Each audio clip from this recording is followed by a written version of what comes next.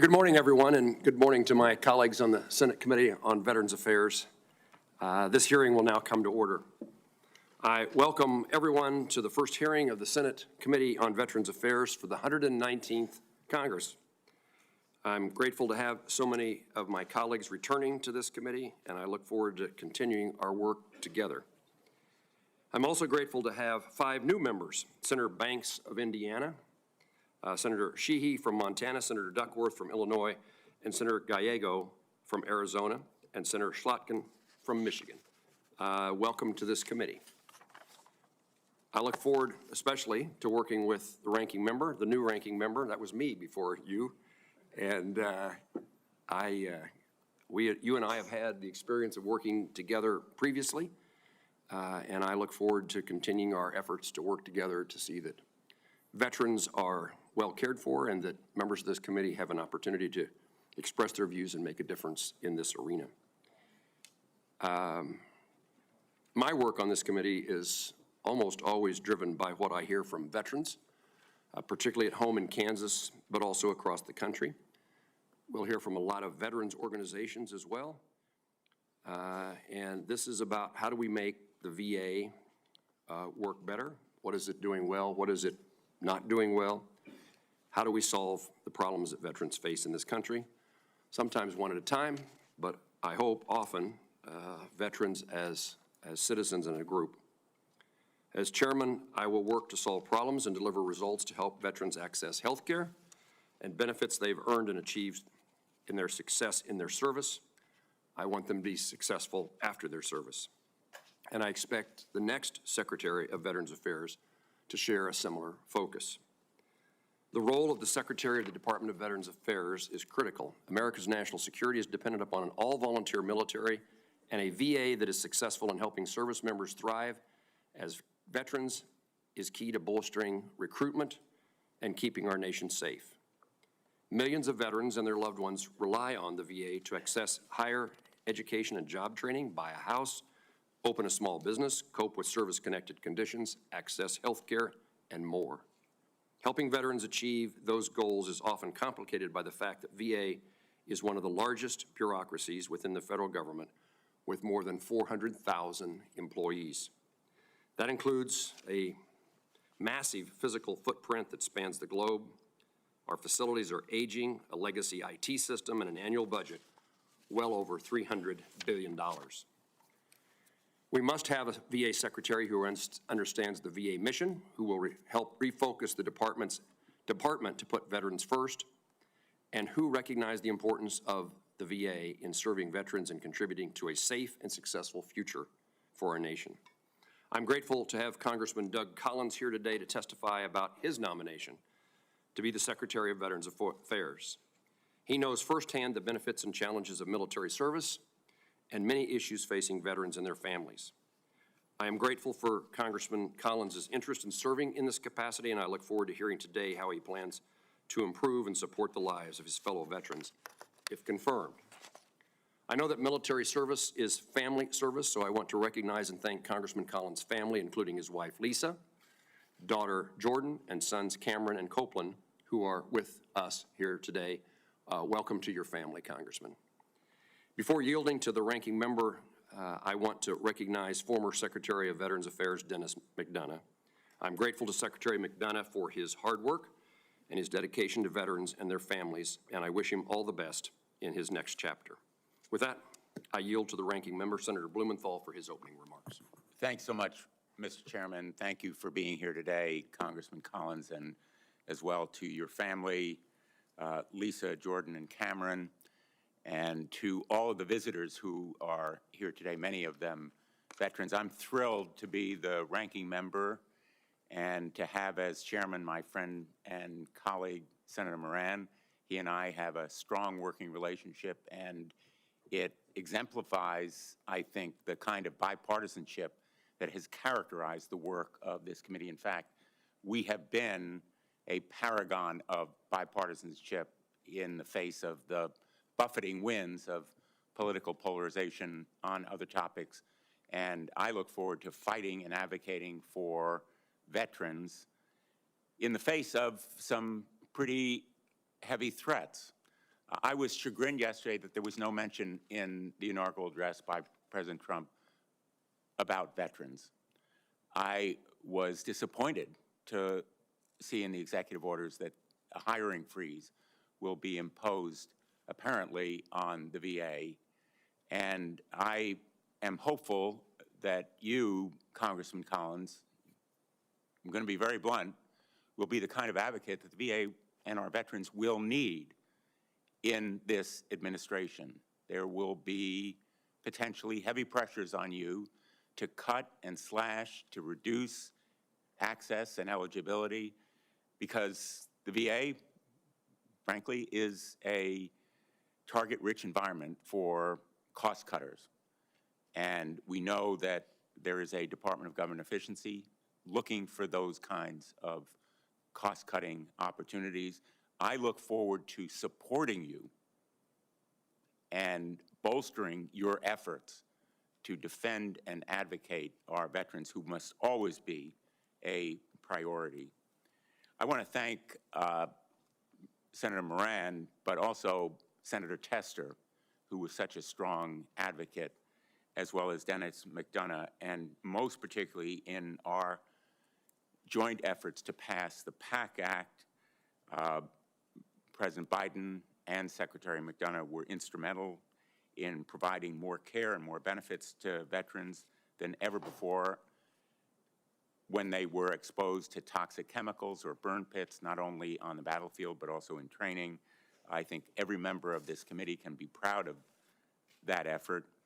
You mentioned in your opening that, quote, timely access to care and benefits for every eligible veteran is job one.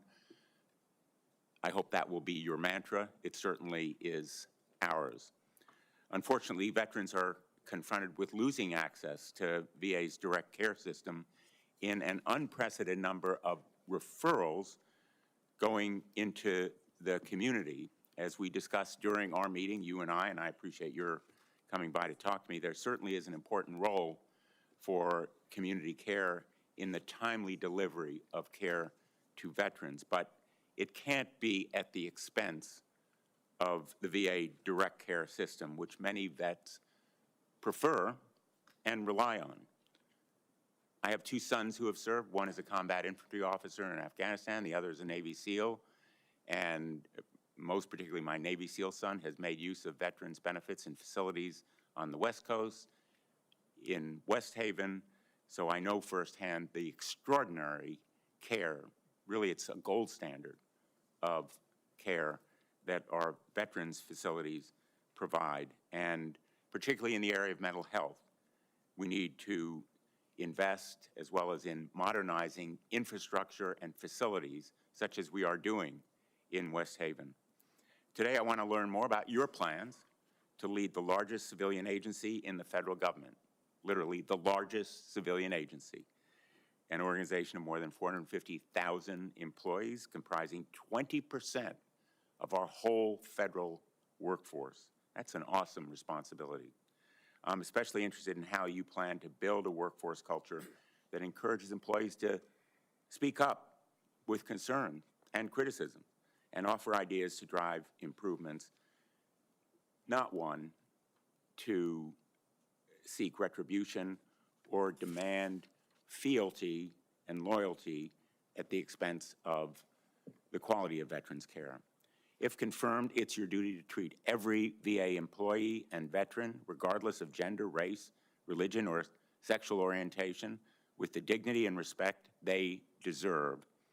You and I have acknowledged our differences, and we will have differences of opinion, especially on some social policies, but I'll need your assurance that your views will not negatively impact veterans seeking the care and benefits they have earned. They've earned those benefits. In our meeting, I appreciated your commitment to put the law first and respect the rule of law. With regard to abortion care and counseling, I expect the administration to consider the existing rule legally binding unless it is replaced or struck down. I believe that rolling back this policy would unnecessarily risk the lives and health of pregnant veterans in states with abortion bans and care restrictions in the post-Dobbs era.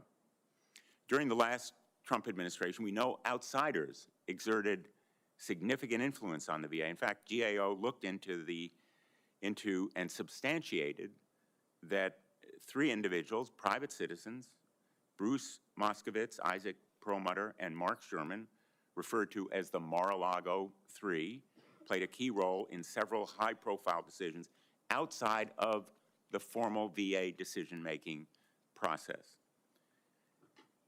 These included VA senior-level personnel decisions and involvement in negotiations for the VA electronic record system, among other issues. I hope you'll push back strongly on inappropriate influences that operate outside of well-established federal transparency rules, especially when they are not acting in the best interests of veterans, whether it's ideologically minded groups with ulterior motives or the array of big tech executives that we saw on the platform yesterday at the inaugural, including Elon Musk.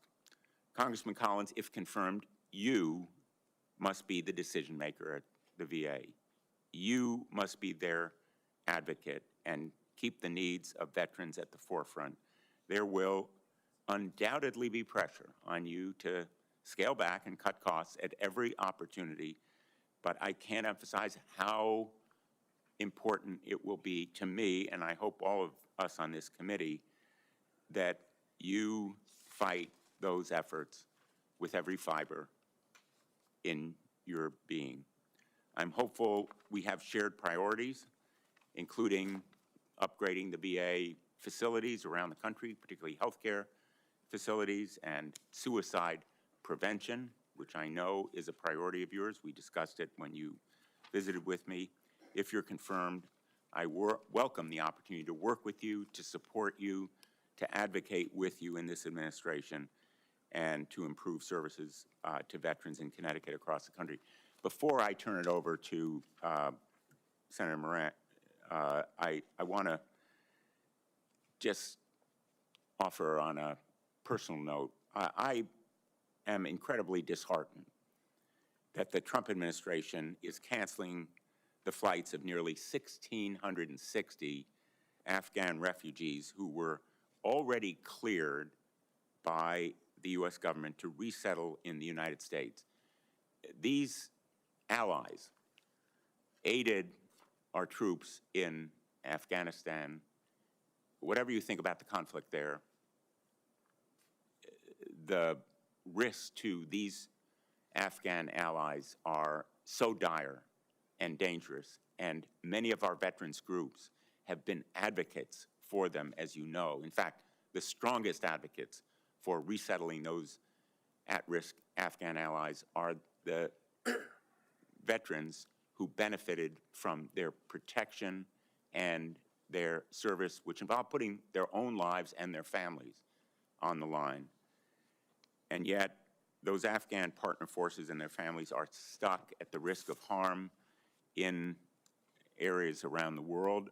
Our nation has a sacred promise that we've made to do right by the men and women who risk their lives for our freedoms and democracy and do right for their families. And that includes those translators, the guards, the others that put their backs in targets and became our loyal friends. And I will keep fighting to ensure that they're resettled in the United States and push back against any attempts by the administration to renege on those promises to our service members, veterans, and Afghan allies. And again, I want to offer thanks to all of the VSOs, all the individual veterans who came to the defense of those Afghan at-risk allies and have joined us in urging aid and freedom for them. Again, thank you, Mr. Chairman. Senator Blumenthal, thank you. I now call on one of our colleagues who's a member of this committee, Congressman Kevin Cramer, is a former colleague in the House of our witness, the nominee, and I now recognize Senator Cramer. Thank you, Chairman Moran, Ranking Member Blumenthal. The titles look good on both of you. I'm looking forward to a productive term. And it is a great honor and really a blessing for me to be able to be here to introduce my former colleague, friend, Navy veteran, military chaplain, accomplished attorney, Doug Collins. In fact, if we were to write up, there's a lot of talk these days about people being, quote, unqualified for these positions, when the reality is, in our great system of self-governance, the only qualification is that the elected people want you. And, but if we were to write up the qualifications for a VA administrator, for a VA secretary, Doug Collins' picture would probably be right next to the description. Working with Doug on big bipartisan things, I remember in the House, one of the most unlikely things in the world for me to get involved in was copyright law and looking out for the rights of songwriters. And yet somehow Doug's big personality and big brain sucked me right in, and I'm glad I did. It was important work, and it was kind of really precedent-setting work in the area of entertainment. But he's got that kind of a personality, an engaging personality that attracts people to what he's working on, and I think that says a lot. I mentioned he's an accomplished attorney because that's really important. That's an important part of both understanding, Senator Blumenthal, the law and enforcing the law, carrying out the laws, defending the laws that are passed by Congress and become part of the bureaucracy. Obviously, him being a veteran, a Navy and Air Force reservist is important. He relates directly to the experiences of our veterans. He was deployed to Iraq. He knows a thing or two about the experience of the veteran. I think that's part of what, to your point, Senator Blumenthal, makes the VA care so special. It's not that they're better doctors or better psychiatrists or better nurses or technicians. It's that they're empathetic. That's what I hear from my veterans so oftentimes is, while they appreciate access to community care, they appreciate the empathy of a fellow veteran. And Doug brings that. But guys, he's a chaplain. I mean, come on. How perfect is that? Because to me, one of my great frustrations about the VA, I mean, just this last summer, a $15 billion shortfall is announced. Where was all the communication before that? Where was the transparency that we would seek before that? Well, it was a little CYA, I think. And then suddenly, panic sets in, fear and anxiety, uncertainty, even to the point where Congress itself passed a supplemental. We all remember it very well. A supplemental where a single dollar was never used, because lo and behold, there wasn't a $15 billion shortfall. How does that happen in a competent agency that's looking out for the veteran? And so Doug brings, he brings first he brings the legislative experience. He helped pass the VA Act, the VA Mission Act, the VA Accountability and Whistleblower Acts, these things that provided the transparency of which we seek. He knows the intent of Congress. He's a lawyer who understands them, but he's a chaplain who understands the recipient and the need at the moment. And I'm just really, really grateful that he's my friend. I've known many, many good people, Republicans and Democrats, who've sought a position in the VA. And every one of them was well-intentioned. And every one of them was certain that they would break through, that they would be the one that would make the difference, that they'd be the one that would take the opportunities for care closer to home and put them on the front page of the website instead of burying them deep so that they never find them. But we do have now in the commander-in-chief and a cabinet that he's picking, people who will put the veteran first, not the bureaucracy. Bureaucracy is important. The service providers are important. But the most important person is the veteran, and that's who Doug Collins will look out for. And I'm really, really, really grateful that he's my friend, that he's willing to step into this gap, and I'm ready to support him in every way possible. And so I introduce to you Congressman Doug Collins.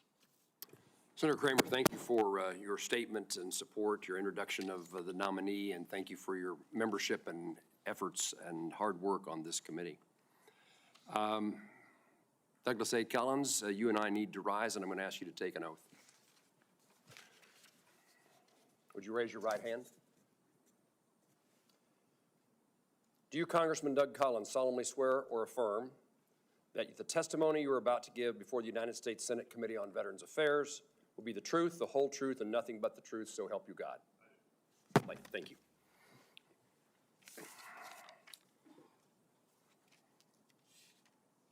Congressman, thank you again for being here, and we will now eagerly await your testimony.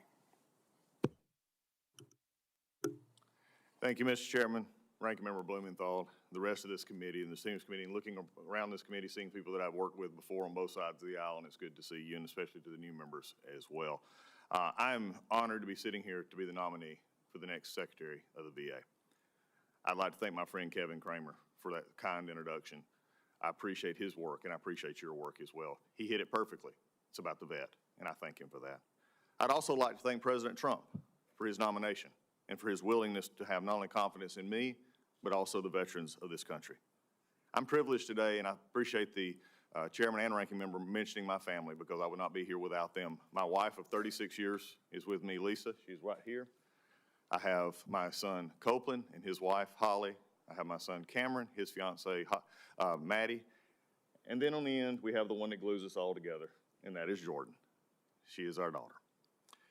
But there's also one that probably is watching right now that I'd be remiss if I didn't mention, and it's my 86-year-old father, who spent 31 years as a Georgia State Trooper. Dad, I'm here because of you and Mom, and I love you. You know, America is the greatest nation on earth, and it's the greatest nation on earth, I believe, because of the men and women who serve. It's the men and women who serve and are willing to take the step up to protect the freedoms that we hold so dear. And throughout my 2 decades of service, I've witnessed this firsthand. I've watched men and women go at their best, even when they didn't want to, and they served. And they stood up for our freedoms. And they earned the benefits of being in our great veteran system.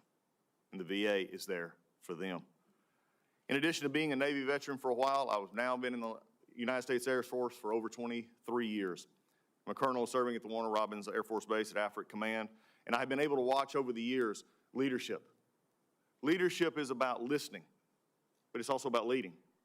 It's also about taking the men and women that you serve with and making sure that you're putting their needs first. When you're in the military, it's about the mission. For me, if I'm confirmed by this body, the VA will be my mission. It will be the mission to take care of our veterans and to make sure they get the benefits that they deserve. I'm an Iraq War veteran. I understand burn pits because I slept next to one for many months. I understand this generation that went for time and time and again, deployment after deployment, in a different way than we'd seen many times before in our past wars, and the needs that they have. But also being a veteran, I think I also bring something that is unique to this position almost since it became a cabinet position. I'll be the first member of this Hill, House or Senate, to serve if confirmed by this body, which I think brings a different perspective to my service here. Because over the years, we've all had our differences in this body, and Ranking Member, I appreciate you mentioning, yes, we have differences, but we can agree. Because I have worked across this aisle to pass major legislation. Thanks to President Trump and this body, we passed the First Step Act, giving real criminal justice reform with my partner Hakeem Jeffries in the House. Music Modernization Act, which Senator Kramer mentioned. Defend Trade Secrets Act with Chris Coons and many others. These are the kind of things that make big differences when you cross and you give good ideas. For me, it is about having respect for the members. It's about having respect for this committee. And that is what I believe this committee is one of the most bipartisan here. I have earned and worked bipartisanly to make things happen in this country. Because you know also, I believe that we also have a lot we're in common with on both sides of this committee's dais. I believe we also believe that there is timely access and care for our veterans, for every eligible person. I believe that we're actually supposed to reach out, and the Mission Act provides that template that we passed here, that I was a part of passing. The VA Accountability and Whistleblower Protection Act, which passed, by the way, this body unanimously, that holds our veterans, workers, and the workers who touch our veterans to the highest standards possible. I will tell you right now, the veterans VA will not have a stronger fighter for the employees in the workforce than this secretary if confirmed, and also one that will make sure that we're held accountable, because good work begots good work, and others need to be held accountable. We will do that to make sure that we get the best for our veterans. The PAC Act, which was mentioned by the ranking member, something that I think we're still developing and making sure everybody gets the treatment. Just passed the Elizabeth Dole Act, something we're going to have to look at next. I'm looking forward to. But as we look at this, I do bring one thing. It's going to require your help, and it's going to require our mission. I bring to you today two things that will be at the forefront of my service. These are my dog tags. They're a reminder, just like every other veteran who served, that we're part of a bigger unit. And I also bring this bracelet that was made for me by a young airman. She was keeping watch each night, and I'd go by and see her, and we'd talk. I was a flight line chaplain at Ballad. And she had said one night, she said, "I've got something for you." And she ran back into her guard shack, and she came out with this. She said, "You're always bringing us something and listening." She said, "I want to give you something." Well, what she didn't know is now, about 15 years later, if confirmed by this body, this bracelet will be sitting in the Secretary of the VA's office, reminding me every day of the men and women that we serve. And with that, Mr. Chairman, I yield back. Congressman Collins, thank you for your testimony. We'll have a round of questions. I'll start and then ask a couple of questions and then yield to the ranking member. It would be unexpected if I didn't open my questioning of you in regard to the Mission Act. I was involved in the creation of the Choice Act. We then attempted to improve it, make it more certain with the Mission Act. And my views are highly framed by my days as a member of the House of Representatives, in which I represented a congressional district the size of the state of Illinois with no VA hospital. So I care about rural and the distance that those rural veterans face. So I want to ask, if confirmed, will you make certain that the letter and spirit of the Mission Act is followed by every employee in every VA facility, and that the veterans are aware of their rights to advocate for themselves and to receive care when they need it, where they want it? Mr. Chairman, as we had I've been a few years off, I forget to push my button, but we got it. As we spoke in your office, there's no greater asset, and really you've hit at the very issue of why the VA exists. The VA does not exist in and of itself, it exists for the veteran. It exists, and that is why over the past 10 to 15 years in this body, the Mission Act was passed, and the intent of that was to make sure that in the delivery of services to the veteran is first and foremost. And look, you have veteran services that are being delivered in our VA system as it has existed. We also, as you mentioned, Mr. Ranking Member, there are VA benefits that are doing through our caregiver and our community care program. At the end of the day, the veteran is getting taken care of. VA care is going to happen. VA care will be there. There'll always be the VA healthcare system for the veteran. But the way that we express that is just like we do in this body.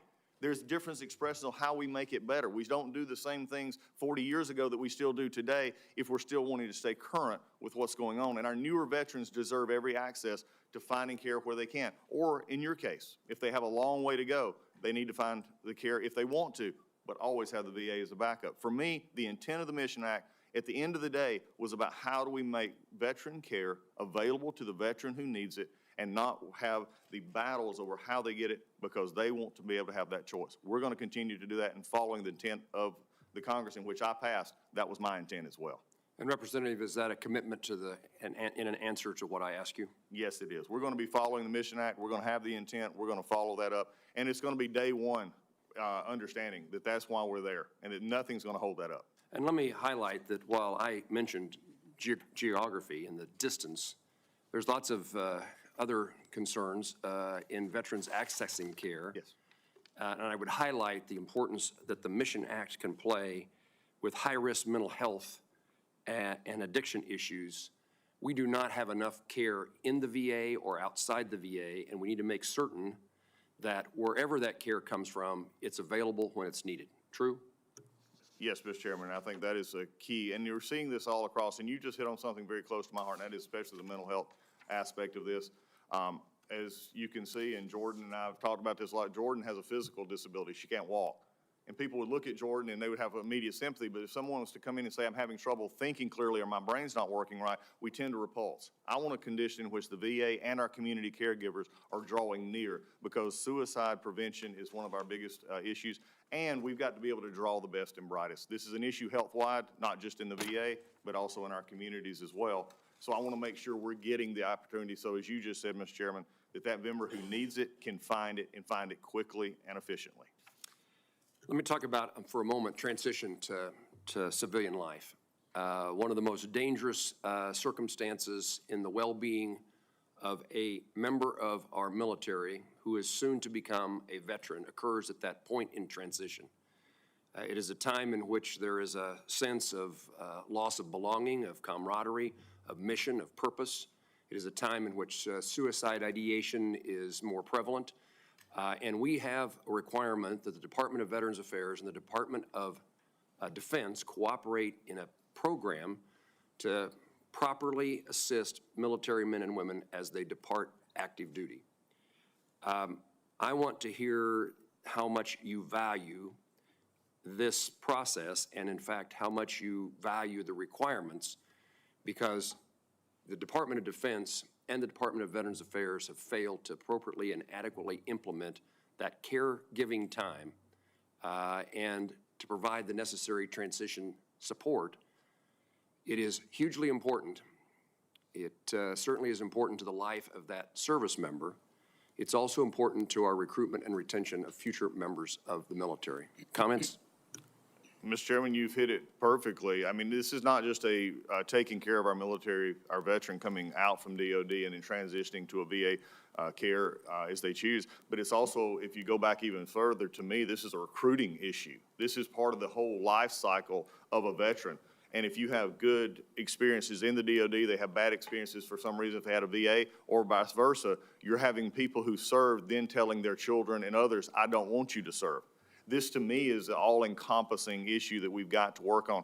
And as someone, especially as you talked about earlier, transitioning becomes that time in which, for some, they don't have that grounding anymore. They need that connection. And we've not done a good job of connecting the dots. One of the things that should disturb all of us in this room today is the 17 number that is often used to 17 veterans who die by suicide. And when we understand that, here's what we have found, that over 40% of them had never connected with the VA. So, Mr. Chairman, you have my complete assurances that not only are we going to be a priority, it is going to be an extra priority for me, because I believe we can use all assets, not just DOD and VA, but state veterans associations as well. I'm willing to look at any way we can make the connection to make those transitions as easy as possible. Mr. Collins, thank you. I now recognize Senator Blumenthal. Thank you, Mr. Chairman. I know that you are exceedingly generous in allotting time for us to ask questions, but I'm going to try to stay within the 5-minute. Were you suggesting that I did not? I would never suggest anything of the sort. I hope we'll have a second round of questions, though. I anticipate that. Thank you. Let me start with some easy questions, Congressman Collins. Will you commit to respond promptly to any inquiry from members of this committee to request information and be fully transparent with this committee?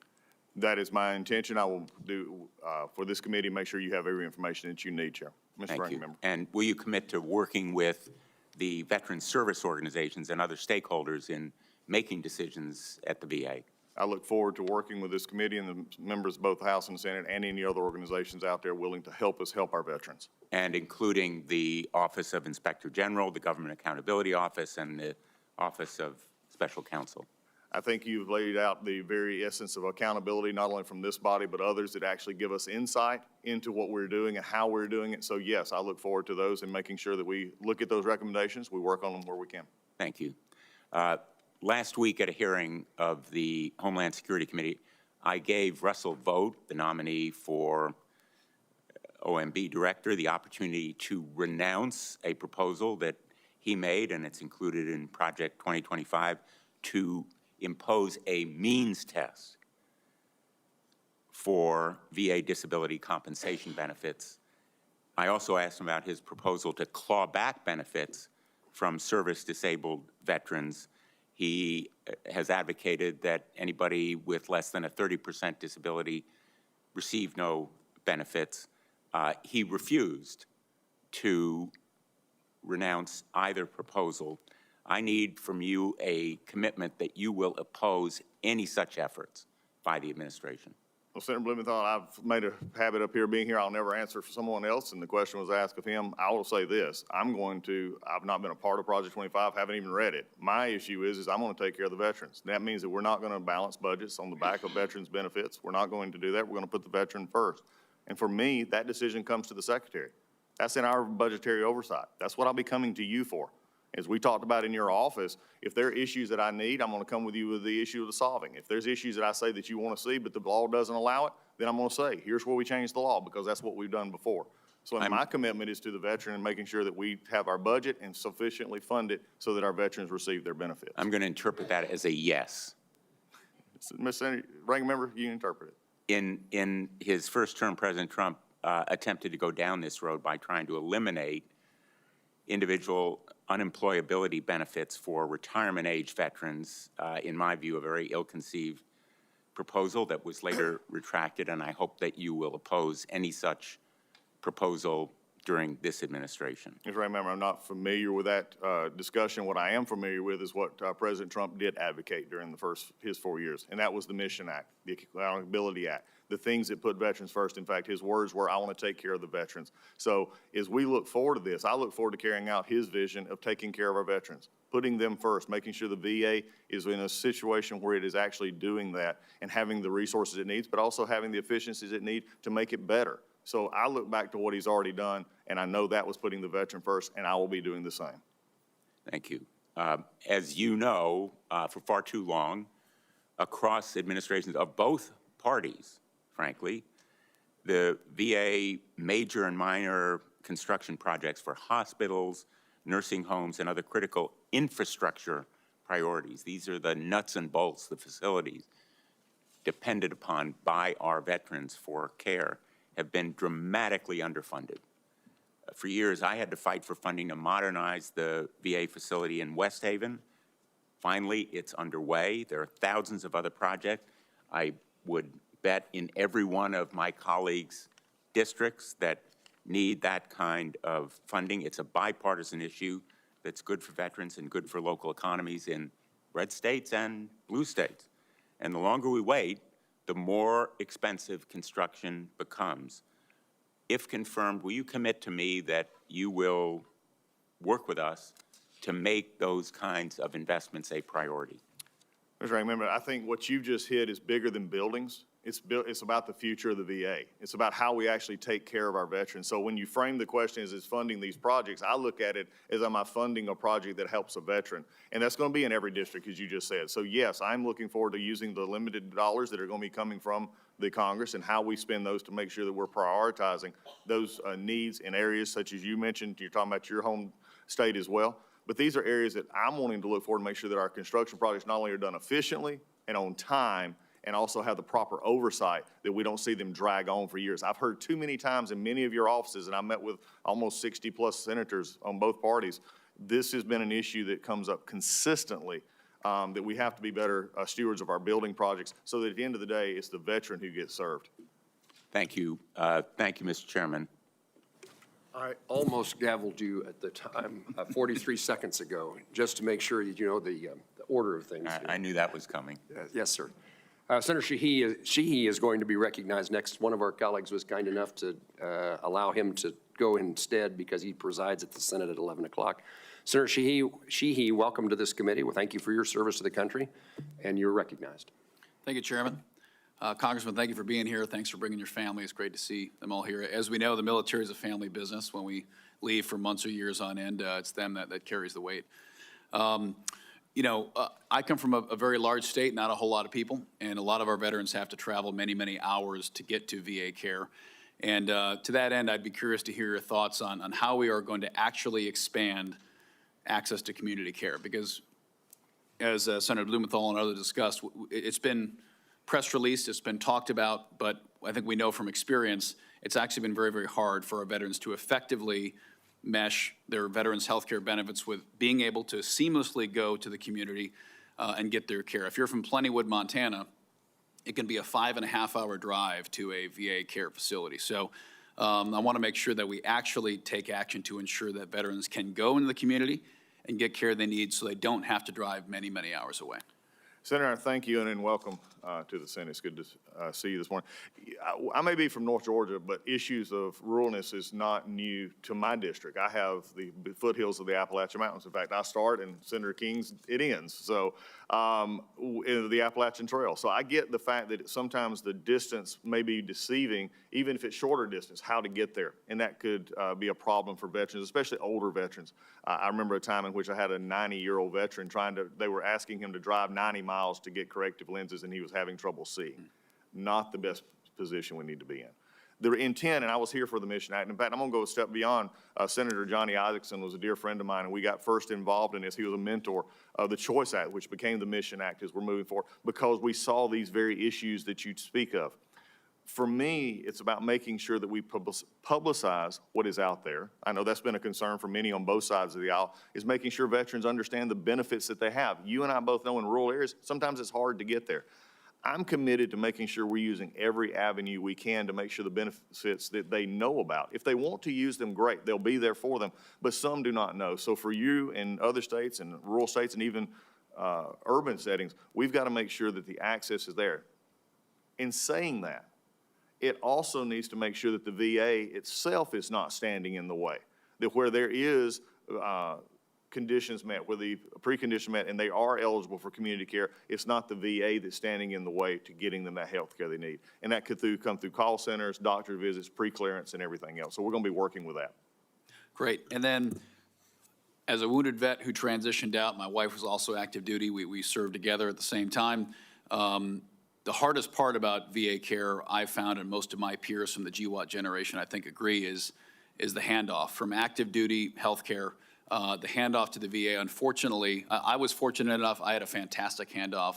Disabled American veterans helped with my transition, but very, very few veterans end up in that spot. How can you, as the VA Secretary, ensure that we have a smoother and seamless handoff from active duty members, so when they enter the VA, medical records are ported over, care is ported over, and it happens seamlessly for the veteran?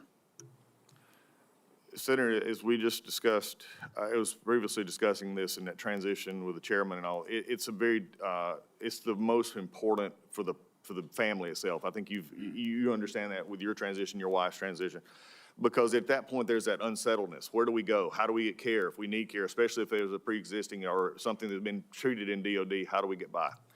There are several things that we need to make sure that our touches are much better. There's been some programs to make sure that we touch, the VA touches on occasions, making sure they get the transition care. If that's not happening, we need to do it better. But there is an issue that we've not discussed yet. I'm sure it's going to come up many more times, and that's the medical health records issue of the VA. That is a program now that has went too many years and cost too many billions of dollars without finding a solution. And my commitment is one of the very first priorities of this, if confirmed, is to get in and figure out why and put this on a bigger time frame to get this medical health records issue solved. I've said this, I'll say this now, and I'll probably say it again. The VA is special, but it's not unique. And hear me when I say that.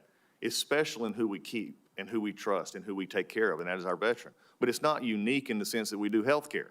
Health care is done in this country every day outside the VA, as well as the largest system, which is the VA. We've got to get our health records straight so that we can have an easy handoff. What should be a simple click of the button is many times taken. I've had in my office when I was in Congress up to almost a year to get those records transferred. That leaves uncertainty for the veteran, that leaves uncertainty for the family, and makes a very unhealthy experience for those that are serving. Well, thank you, Congressman. Thanks for your service to the country in the war. Thanks for your family service, and thanks for stepping up to serve again. Senator Murray. Thank you very much, Mr. Chairman. Congressman, very good to see you here. Thank you for meeting with me in my office. I appreciated that discussion, and I'm going to start with the question in reference to what you just talked about, because back in 2018, under President Trump's first administration, the VA and Cerner, which is now Oracle Cerner, signed a no-bid contract to roll out the Cerner electronic health record to all VA facilities, and the first site went live in my home state in 2020. and it was disastrous. VA and Oracle endangered patients by rushing the deployment, not making sure the system was technically sound, not working with the clinicians on the ground, and not providing sufficient training. And veterans and providers in my home state are still paying the price for that. Last month, VA announced that it would be moving forward with pre-deployment activities at the next 4 sites. For the electronic health record. You said, you referenced it here, that you plan to make EHR a priority. I want to know what specifically that means. Are you going to prioritize it by rushing the implementation, or are you going to prioritize it by getting this system right and focusing on veteran safety and clinical productivity as you move forward? Thank you, Senator. I did enjoy our time together in your office. Where there's the old saying that there's never a more perilous issue than to be on the tip of a new idea. And I think it goes back a long ways, and that's very true what happens here. When I say that we're going to make this a priority, it means that we're going to see, for me, it's going to be taking it as a full, all right, I'm taking the first step and I'm going to look at it from fresh eyes. I've not been there for what even this committee would have to say has been too long and cost too much money. We're going to talk about the vendor from Oracle. We're going to make sure that we're finding out what their issue is. We're going to listen to our clinicians. We're going to listen to our hospitals. And as I said just a few minutes ago, we're special in who we care for, but we're not unique. There's no reason in the world we cannot get this done. And I think that's the concern that I have, because this body, and you in particular, have done such a great job with the appropriations process of making sure that we're funding a system that we're now sitting here 6 to 8 years away and nothing's happened. And that causes, just as the senator was talking about, not only the transition, but it affects the patients internally. We've got to get better health records so that we can not only have the issue with our one-on-one doctor interaction, we can move faster, they can see the information ahead, and it's safer for the patient. So for me, as soon as possible, in the very early stages, if confirmed, I'm going to gather together members of my staff that will be specifically tasked to, as soon as possible, within the first days of this administration, to see what is the issue, why is it waiting, and why did the previous administration who just left say that they may try to start it back in 26? I'm not sure why a year would take here. I believe that we can do it and do it properly, not rushed. There's enough information there that I believe we can actually get it done quicker, but it's going to take looking at. So the first step would be to bring Oracle Cerner in along with your staff.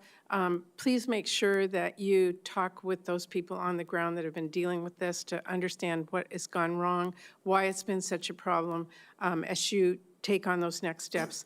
And I would also ask that you please stay in touch with me. This has been, as this committee knows, my top priority, and I have just been so frustrated with it. So I want to stay in touch with you. Senator, you would be amazed at how many conversations I've had, and we've had as well with this. We can't overemphasize enough of why it needs to get done.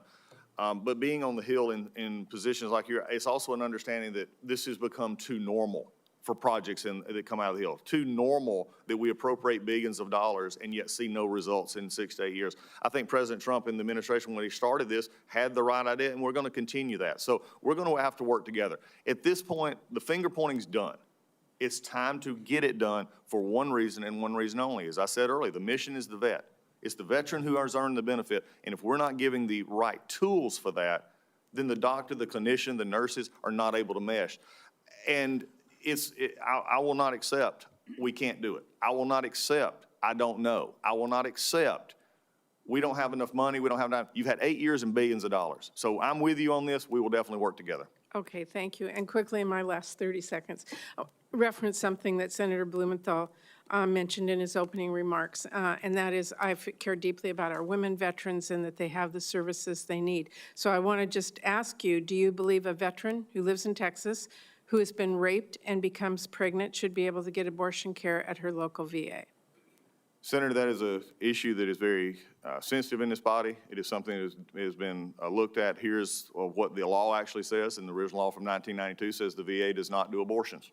2 years ago, that was a decision that was looked at and decided. I will tell you this, we will be looking at that issue when I get in there to confirm that the VA is actually following the law. So do you plan to modify that law then? I will repeat just what I just said. When we get in, we're going to look and make sure that the law is being followed from the 1992 law where it said they couldn't and the revision that just happened. Okay, well, I want you to know that I'll be following this very closely. I want to make sure that women veterans get the health care they need. Thank you, Senator. Thank you.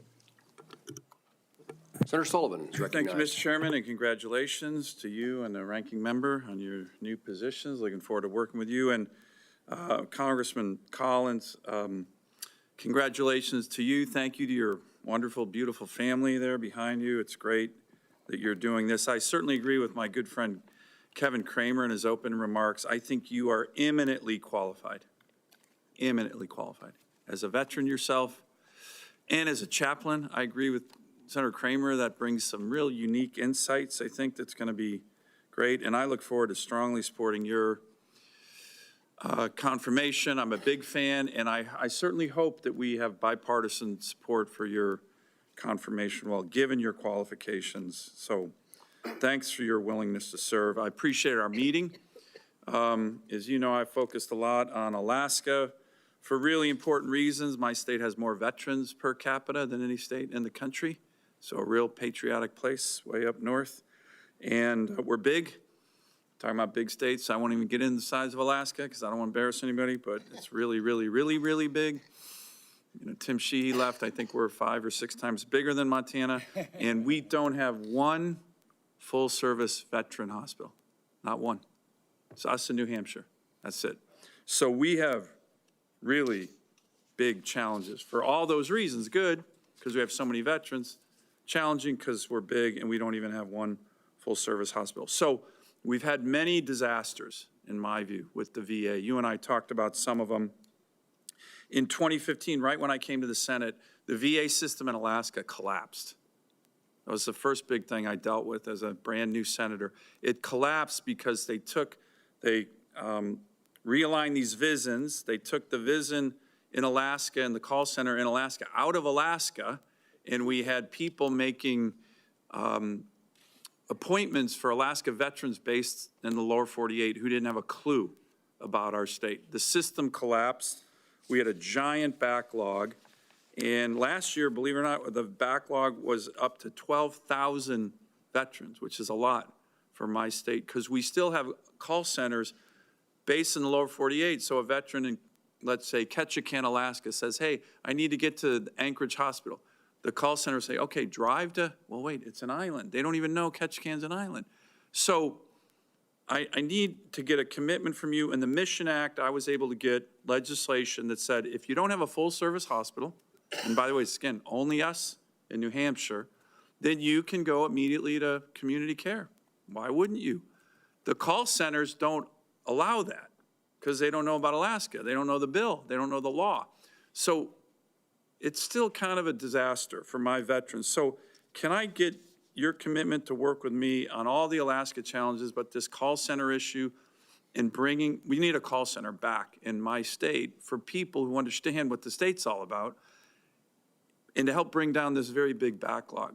So can I get your commitment on that, Congressman, to help our veterans? And of course, to get your commitment, come up to Alaska. You can bring the whole family.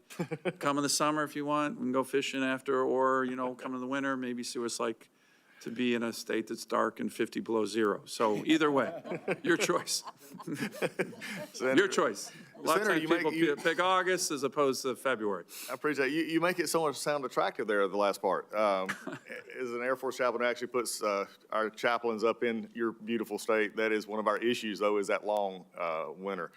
Look, you brought out a point when you were talking about this and the uniqueness of Alaska and New Hampshire and not having the hospital, full-service hospital, so they do go to, you know, it's very much of a user of community care. It is really disturbing to me, as we talked about, you had about 5,000, I believe it was, last time we had talked, of veterans waiting for health benefits. This is not a benefit backlog. This is a health care backlog. That means there's 5,000 souls that are there not getting the health care. By the way, last summer it was up to 12,000. I think the outgoing secretary was trying, but 12,000, just waiting to get an appointment. Because we got someone in the lower 48 who's never been to Alaska trying to make an appointment for an Alaska veteran. It's definitely a disaster. Yeah, no, I agree. It's something, when you told me that, it surprised me, and it's something we got to look at. Sometimes things get lost in your bureaucracy, and you think it looks good, but then after their actual real-world application, you have to go back and make changes. I'm willing to commit to you to look at that and see if we can make it better so that they understand that Ketchikan's an island and they can't drive to Anchorage. Let me ask one final question very quickly. We talked about it. Our Alaska Native community is also incredibly patriotic. Alaska Natives serve at higher rates in the military than any other ethnic group in the country, so super patriotic, live in a lot of our rural communities, and our Alaska Native healthcare organizations have reach into the rural parts of the state that, no other place does. The VA has a long history of working with our Alaska Native health organizations to extend the reach of care into very rural parts of America, very rural parts of Alaska, and partner to get Alaska Native veterans, but also non-natives who live in these rural communities to go to an Alaska Native health organization to get care because they've partnered with the VA. Can I get your commitment to continue that good relationship? Sometimes it's a little contentious on, negotiating the agreements, but they're really worth it to expand and extend VA healthcare for Native Alaskans, non-Native Alaskans in the most rural parts of our state. Senator, yes, we're willing to commit to do that also in any other district across this country where we can partner to make sure our veterans are getting health care that they need, and especially in a unique situation like that, of course. Great. Thank you, Congressman. I look forward to supporting you, and I'll have more questions for the record. Thank you very much. Senator Morano. Thank you, Mr. Chairman. It's nice to see you. Congratulations on your nomination. As part of my responsibilities to ensure the fitness of any nominee who comes before any of my committees, I ask the following two initial questions. Since you became a legal adult, have you ever made unwanted requests for sexual favors or committed any verbal or physical harassment or assault of a sexual nature? No, I have not. Have you ever faced discipline or entered into a settlement related to this kind of conduct? No, I have not. I would just like to note that Hawaii also does not have a full-service VA hospital, and like Alaska, has access issues with 7 inhabited islands and veterans living on all of them. So those are all issues that, we're going to need to continue to address. Congressman, you are very close to President Trump, both as a member of the House and since that time. Under what circumstances would you say no to a request or order from President Trump? Senator, we're dealing in hypotheticals of saying this president would actually ask me to do something illegal. I'm not going to a hypothetical because this president has put veterans first. He's not going to ask me to do anything illegal or outside the current of the law. And I think the question implies something that's not happened, and I don't need to worry about a hypothetical. Excuse me. I think we need to make sure where, what your priorities are, and you are saying that you will not say yes to an illegal, what you consider an illegal order. Next question. During your time in public life, you have been very outspoken against pregnant people's right to their own reproductive choices. In the role of secretary, you would be overseeing care for veterans and their loved ones across the entire ideological spectrum. Would you rescind the interim final rule enacted under the Biden administration that allows VA to provide abortion counseling and abortions in the case of rape, incest, or where the life or health of the veteran would be endangered? Thank you, Senator. As we just discussed this just a moment ago, the VA Act in 1992 specifically forbid the VA from doing abortions. Well, you do, excuse me. Let me just clarify something for you. Senator, I'll be happy to You answer refer your to a question. law that actually is being pretty much clarified by this interim final rule. And there is, as you know, debate regarding what the law allows. I believe the law allows this rule to be enacted. And my question to you is whether you would rescind this interim rule that would allow the providing of abortions And Senators, I was to trying. veterans who, under circumstances of rape, incest, or where her life is endangered. Would you rescind the rule? Senators, I was answering your question. We will look at this rule and see if it complies with the law. As you just said in your own answer, it is a debatable issue. We're going to look at it and make sure that the VA is following the law. Well, of course, if you provide these kinds of services, you are providing all the veterans the full level the full range of care for reproductive services as needed, regardless of your ideological position. Senator, my ideological position is based in the law, and I will follow the law in this regard. And if your question is, I would have loved to have sat down and talked with you before this hearing, and we could have explained this, because I believe the law is clear. Asking you under oath, do you believe that world-class care, quoting you, includes a full range of reproductive services? I believe that the range of care provided at the VA is following the law and the intent of this body as it is set forth in the law. And if the way you interpret the law will disallow services to 2 million women veterans in the U.S., including 13,000 in Hawaii, you would do so. As I have That's what you just testified. As that I have just testified, and looking at this, I will take a look at where the law stands. And as you also testified in your questioning, you said it has been a debatable topic that was just changed 2 years ago. Well, I certainly hope And we that will you look at would that, and I interpret there is a rule that actually interprets the I law in a understand the rule. particular way, and you're saying that it all depends. I understand the ruling. VS has and you're not responding to whether or not you will rescind that rule, which provides care for thousands of female veterans. Senator, I'm VA trying has to over attempt to answer your question. 450,000 employees and contracts with hundreds of thousands of private providers across the country. Can you explain what roles you have held that would have prepared you for leading such a large organization?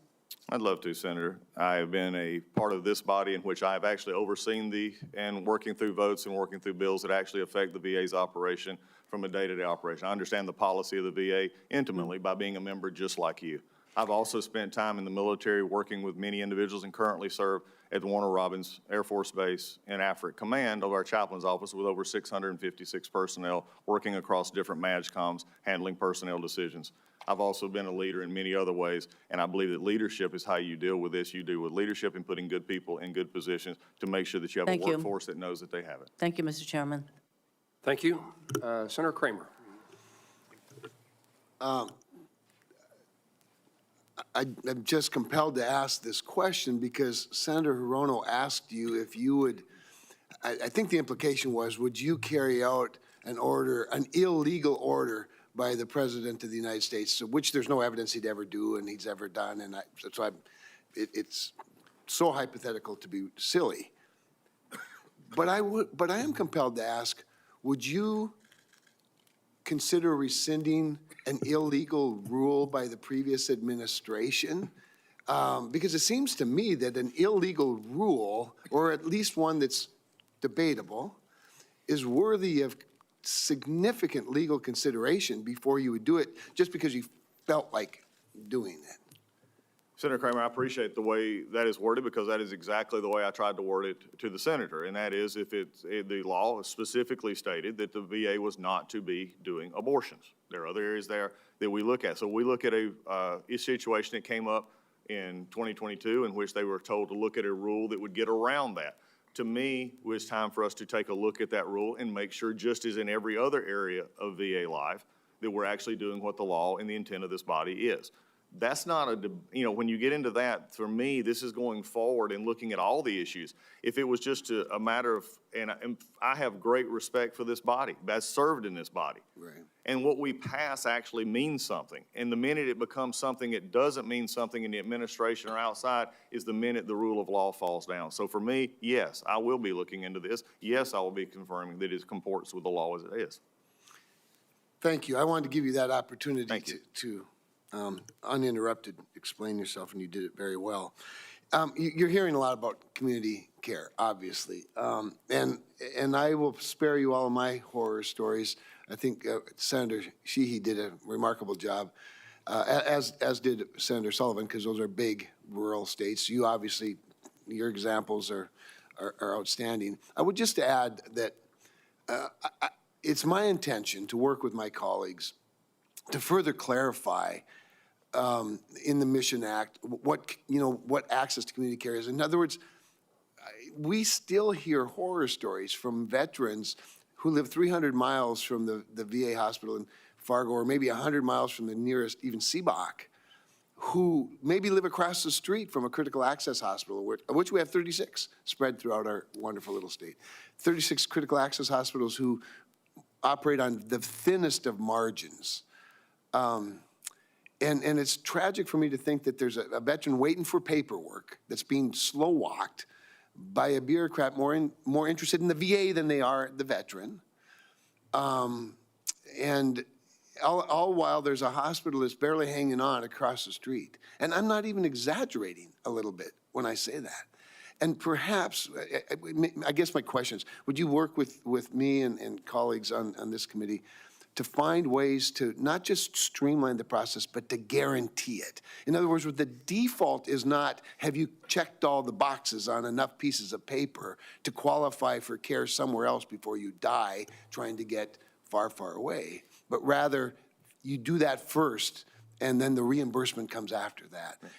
And so anyway, I'm just asking if you'd help me, if you've got some thoughts and if you'd commit to working with us on something like that. Senator, you've hit the whole heart of why I want to do this job. I've been asked about doing this job, why do I want to go into the VA? And it's sort of been interesting. I've had some say, congratulations. I've had some say, oh, what are you doing? It's a large undertaking. And I said, no, I'm taking this, number one, because I care for people and I care for veterans.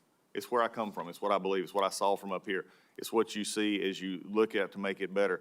For me, the service organization called the VA is about service. It's about the veteran. As you just stated, it's not about the VA. The VA is there, and like I said, I'm looking forward to being a secretary who motivates and unleashes the power of this wonderful workforce, which I believe most are wonderful workforce that we have that want to do a good job. Absolutely. They need the leadership and encouragement to say, let's find yeses instead of nos. Let's find answers instead of technicalities.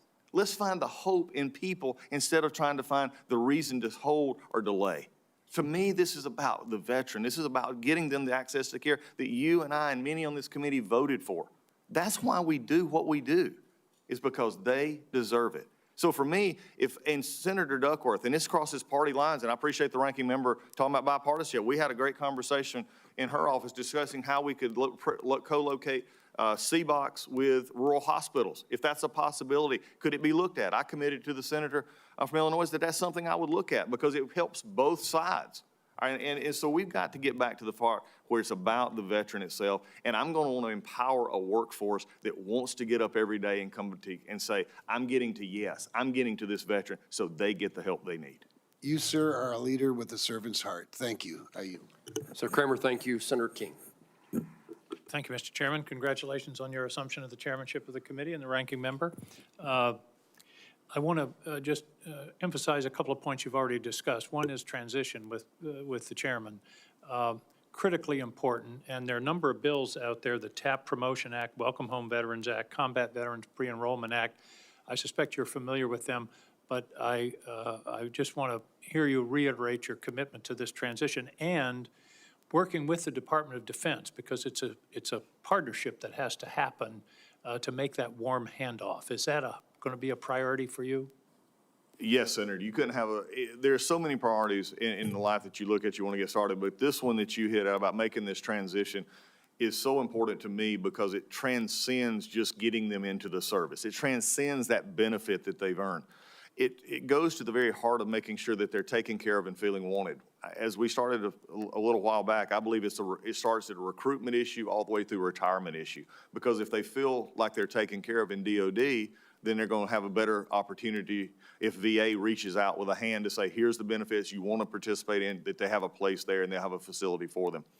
The concern I have, Senator, is making sure that in DOD, and I've already had some look at this, is how we can do some cooperative work with the DOD and the VA. Also bringing into account the state veterans associations as well. I understand. I want to emphasize that last point.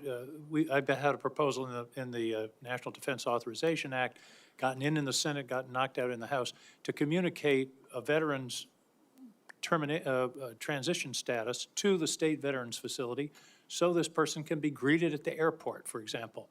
That's the kind of handoff that I think we want. Do you agree? I agree. Look, because it's exactly what you said. It's how you're perceived. I view the service part of the VA is its most important part. There are some times that you have to tell somebody no. There's sometimes you have to tell them we can't do something in a benefit or something else. But there's always time to make that veteran feel like they are cared for. And I think the transition time, which you're talking about right now, that sort of, as you said, that warm hug, is the thing that we need to actually look at. And it's a critical moment, as you pointed out. It's a time of heightened risk of suicide, for example. Let me move on.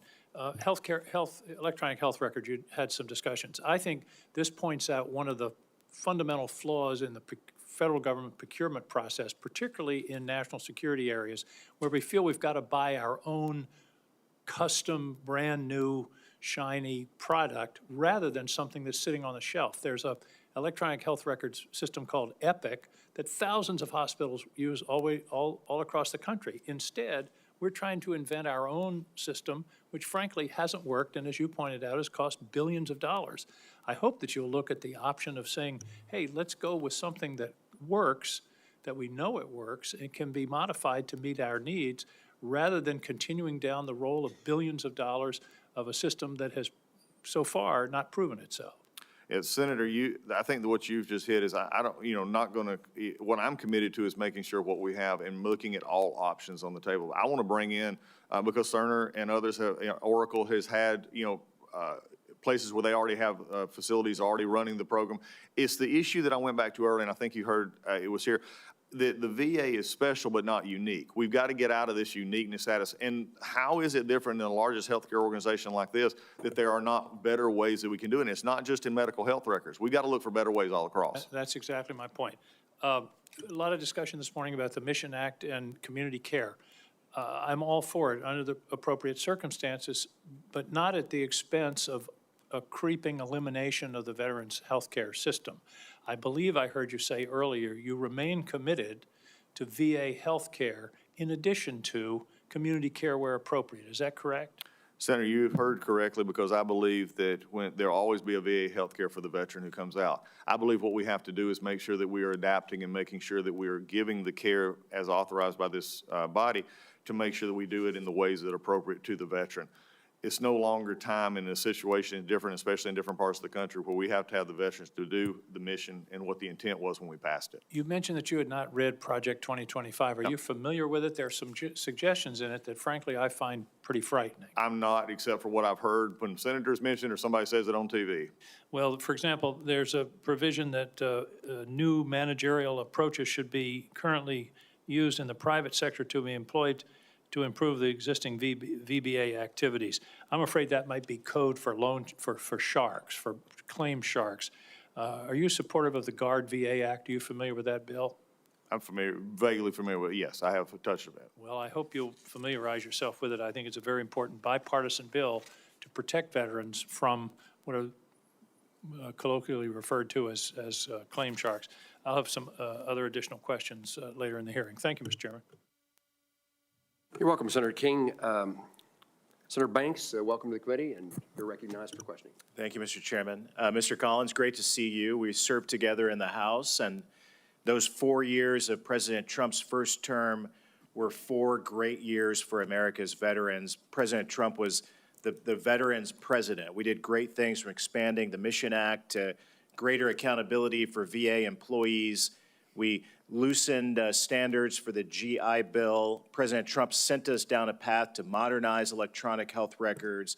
The list goes on and on, from the VA crisis hotline to other issues that were priorities for him that you and I had a chance to work on in the House, is among the greatest accomplishments since in the 8 years that I've served in Congress. Now we have another 4 years, and you're going to be a great secretary working with a great president. I can't wait to work with you to do even greater things for America's heroes. I do have some concerns about the condition of our medical facilities. And you and I talked about this in my office. The Indianapolis Medical Center is due for a total replacement. It's in the VA's 5-year development plan meeting. It's a project that you have on the books, but you don't have funding to do it. Will you commit today to working with me to get that project started next year as the VA plans call for? Thank you, Senator, and is working with this body to get the funding needs for all of our construction and priority needs are going to be there. One of the issues that we have, and if you're allowed to spend off of that because you're having the experience of it, is our average age of many of our facilities, especially our hospitals, is 60-plus years old. This is beyond when you look at the hospital side now in private hospitals or in the public hospitals are average 15 to 20 years. It's just a whole difference, which throws into so many different problems. So construction is going to be something, and the projects like that are going to be important. But also, as we just discussed and Senator King brought up, the electronic healthcare record system, some of our existing facilities that we're not going to redo are going to have major work just to hold the computer systems and others to make that happen. So it's something we're going to work toward to make sure that we get it funded. We look forward to working with this body to get the money for that and would support working through that. Yeah, thank you for that. I look forward to working with you on that. The VA, as you know, has struggled with construction, maintenance, and leasing for years. Mm-hmm. And Indianapolis and a lot of other projects around the country are facing significant delays, which is harming our veterans. How are you going to prioritize reforming the offices that handle these functions within the VA? Senator, I think what we're looking at here and really where you got to go is making sure that we have what I'm hoping to find is a more, I won't say slimmed down, but a very focused vision on our acquisitions, our construction projects, so that we're not going through multiple layers that, as you well know, add time if this person has to sign off, but making it applicable. This body's already said that if projects over 100 million have to go with the Corps of Engineers. We have those other issues now after the project in Aurora and then Colorado, which went so far, which we were here for. That's why we've got to make sure that we have the right people in those positions and bring in help when we need to say, okay, how can this project be built more cost effectively? And if I could say one thing, one of the reasons, yes, I looked at this job and looked at the vastness of it and wanted to do it was those 4 years that you just mentioned, because I knew a president, Donald Trump, who actually wanted to take care of veterans and didn't just say it, but actually showed it in what we did and we worked on here in the Hill. I would add to that, the last 4 years have been very different. It hasn't been a priority of the administration that you're following, and look forward to changing that very quickly. When I served on the House Veteran Affairs Committee, there was a lot of confusion about where the VA was going to put new clinics and why those counties or towns or cities were chosen. And it made it really hard for me as a congressman to explain to my constituents why this town was chosen for this clinic and another location wasn't. Do you think the VA should let Congress know in advance where planned clinics are going, not just send us a letter when a lease gets awarded? I believe that we should have a much better working relationship with Congress in regards to all aspects of this. And I think that includes, CBOX, and we just discussed earlier a conversation I'd had with Senator Duckworth about how we locate those, maybe even with others. But if you would allow me just a moment, there's one area that I want to this whole body to hear, and it's one of the main emphasis that I'm going to have. I believe, and after listening to over, like I said, 60-plus conversations and more, that we have to have a better working relationship with the VA and the members of this committee and the body through our legislative affairs. Legislative affairs under my leadership, if confirmed by this body, is going to be proactive, not reactive. They'll still be there for this committee and the House committee to answer policy questions and to do those things. But I want to have actually legislative affairs people, boots on the ground, so to speak, here on the Hill, talking not just to you about your concerns, but hearing from your constituent services workers. 60% of most all of your constituent services work fall under VA, whether it's benefits or health care. I want our folks to know that up front so that your people can know who to talk to, but then they will relay the reports to me. So that if in Indiana we have a problem that is coming from your office and a couple of the congressman's office, we're going to have a chance to react to that much quicker. And so that I'll have the information so that we're not seeing something in the paper 6 months later or having you to call. I've made the promise to everyone here that I do not come in this with rose-colored glasses. I think this is a large undertaking that I feel called to be at.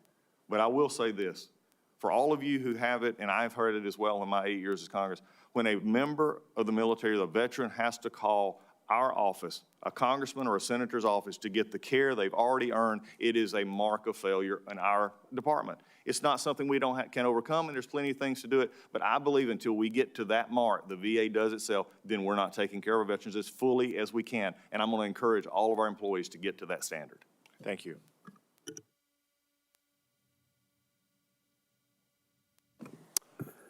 I better check and make sure I've got it right. Senator Banks, thank you for your question. Senator Slotkin. Thank you, Mr. Chairman, and I'm really pleased to be on this committee. Mr. Gallego, missed it by an inch. And I think that veterans issues should be bipartisan issues. You and I served together in the House. We overlapped. I'm very proud to be the first CIA officer in the U.S. Senate. I'm a 9/11 baby, as they say, and was recruited by the CIA after 9/11 and did 3 tours in Iraq armed alongside the military and worked proudly for both Democrat and Republican administrations. I'm also a Democrat that just got elected on the same ballot as Donald Trump, as we talked about. So I certainly understand that Mr. Trump has the right to nominate his own people and have policies that differ than my own beliefs. I think what I care about the most is just making sure that our veterans get the care that they need and we don't strip essential programs for the sake of cutting the workforce. We talked about the PACT Act when you were in my office. I worked very hard on that bill on the House Veterans Affairs Committee. You know, the potential to expand care to 3 million 9/11 era veterans who, you know, lived near burn pits. And then the Elizabeth Dole Act that a number of folks in this committee worked on as well, which really does amazing things for mental health and expanding programs on long-term care. So can you just give me assurances that while I know it's a mandate from President Trump to cut the size of the government, that you will always speak up on behalf of veterans, not just do the bidding of someone who maybe somewhere else sees your numbers and starts to slash and burn? Because in places like Michigan, we have really expanded our staff on the VA to handle the additional veterans coming in. If we just start slashing numbers, we're going to be hurting the veterans who we just all voted and said we wanted to care for. So just a simple answer there. Yeah, that's an easy one, because what I was told by the president is to take care of our veterans. We're going to take care of our veterans, and I said earlier in this hearing that we're not going to sacrifice the veterans' benefits to do a budget. And I think these are the consequences we have. Efficiencies can be found everywhere, as you and I talked about in the office. Yeah. But we've also got to make sure we're doing our mission. I wouldn't go to a place in which we're not doing the mission. The mission is the veterans. I just, I know there will come a time, there always is when we're cutting things, that you will have to push back and say, this is what that's going to do to care. And I have to, you know, you're going to pledge an oath to the Constitution here soon, not to any one president. On the issue of veterans' benefits, do you believe that you have the ability to change someone, you as VA Secretary, if confirmed, would have the ability to change the discharge status of any one veteran? That's not under my purview to change. Yeah. And do you believe that a veteran's benefits can be cut based on personal or political beliefs? No, Senator, that is not a criteria for cutting a benefit. A benefit is earned and based on the criteria that is set before. It's not a political belief. There's not a litmus test that you would work there. I really hope we stand for that, because even when we deeply disagree, right, with a veteran's actions, their service and their discharge status is determined based on their moment that they serve the country, whether we like their views or not. That's why we never had the veterans' benefits, as I understand it, taken away from people like the January 6th protesters, even when they were convicted. Similarly, we're watching right now senior people from the U.S. military and Coast Guard be removed from their jobs on Mr. Trump's first day. I just want your assurances that you're not going to change their veteran benefits that they earned if the discharge status is what it is from the Department of Defense. I think encouraging and not going down a path that we've talked about are hypotheticals here. I think the DOD is list out when it comes to the veteran and coming to the VA itself, the veteran comes with the benefits that they've earned through their service and how they get to us. We'll take care and make sure that the veteran is taken care of with their status when they get here. The issues you're talking about from DOD, we're going to take care of them from the veteran perspective. Okay, I just think that we go down a dangerous road as a country if we say that a veteran has served, they get their discharge papers, they've done their service of the country, and then regardless of what political views they have, whatever they say or do after their service, they're then retroactively punished through their pension, through their VA benefits. I think that's a dangerous path for Democrats and Republicans, and I don't want you to be the first VA secretary to go down that, so I'll rely on you to stand in the breach on that one. And with that, I yield back my time. Thank you very much. Senator Bozeman.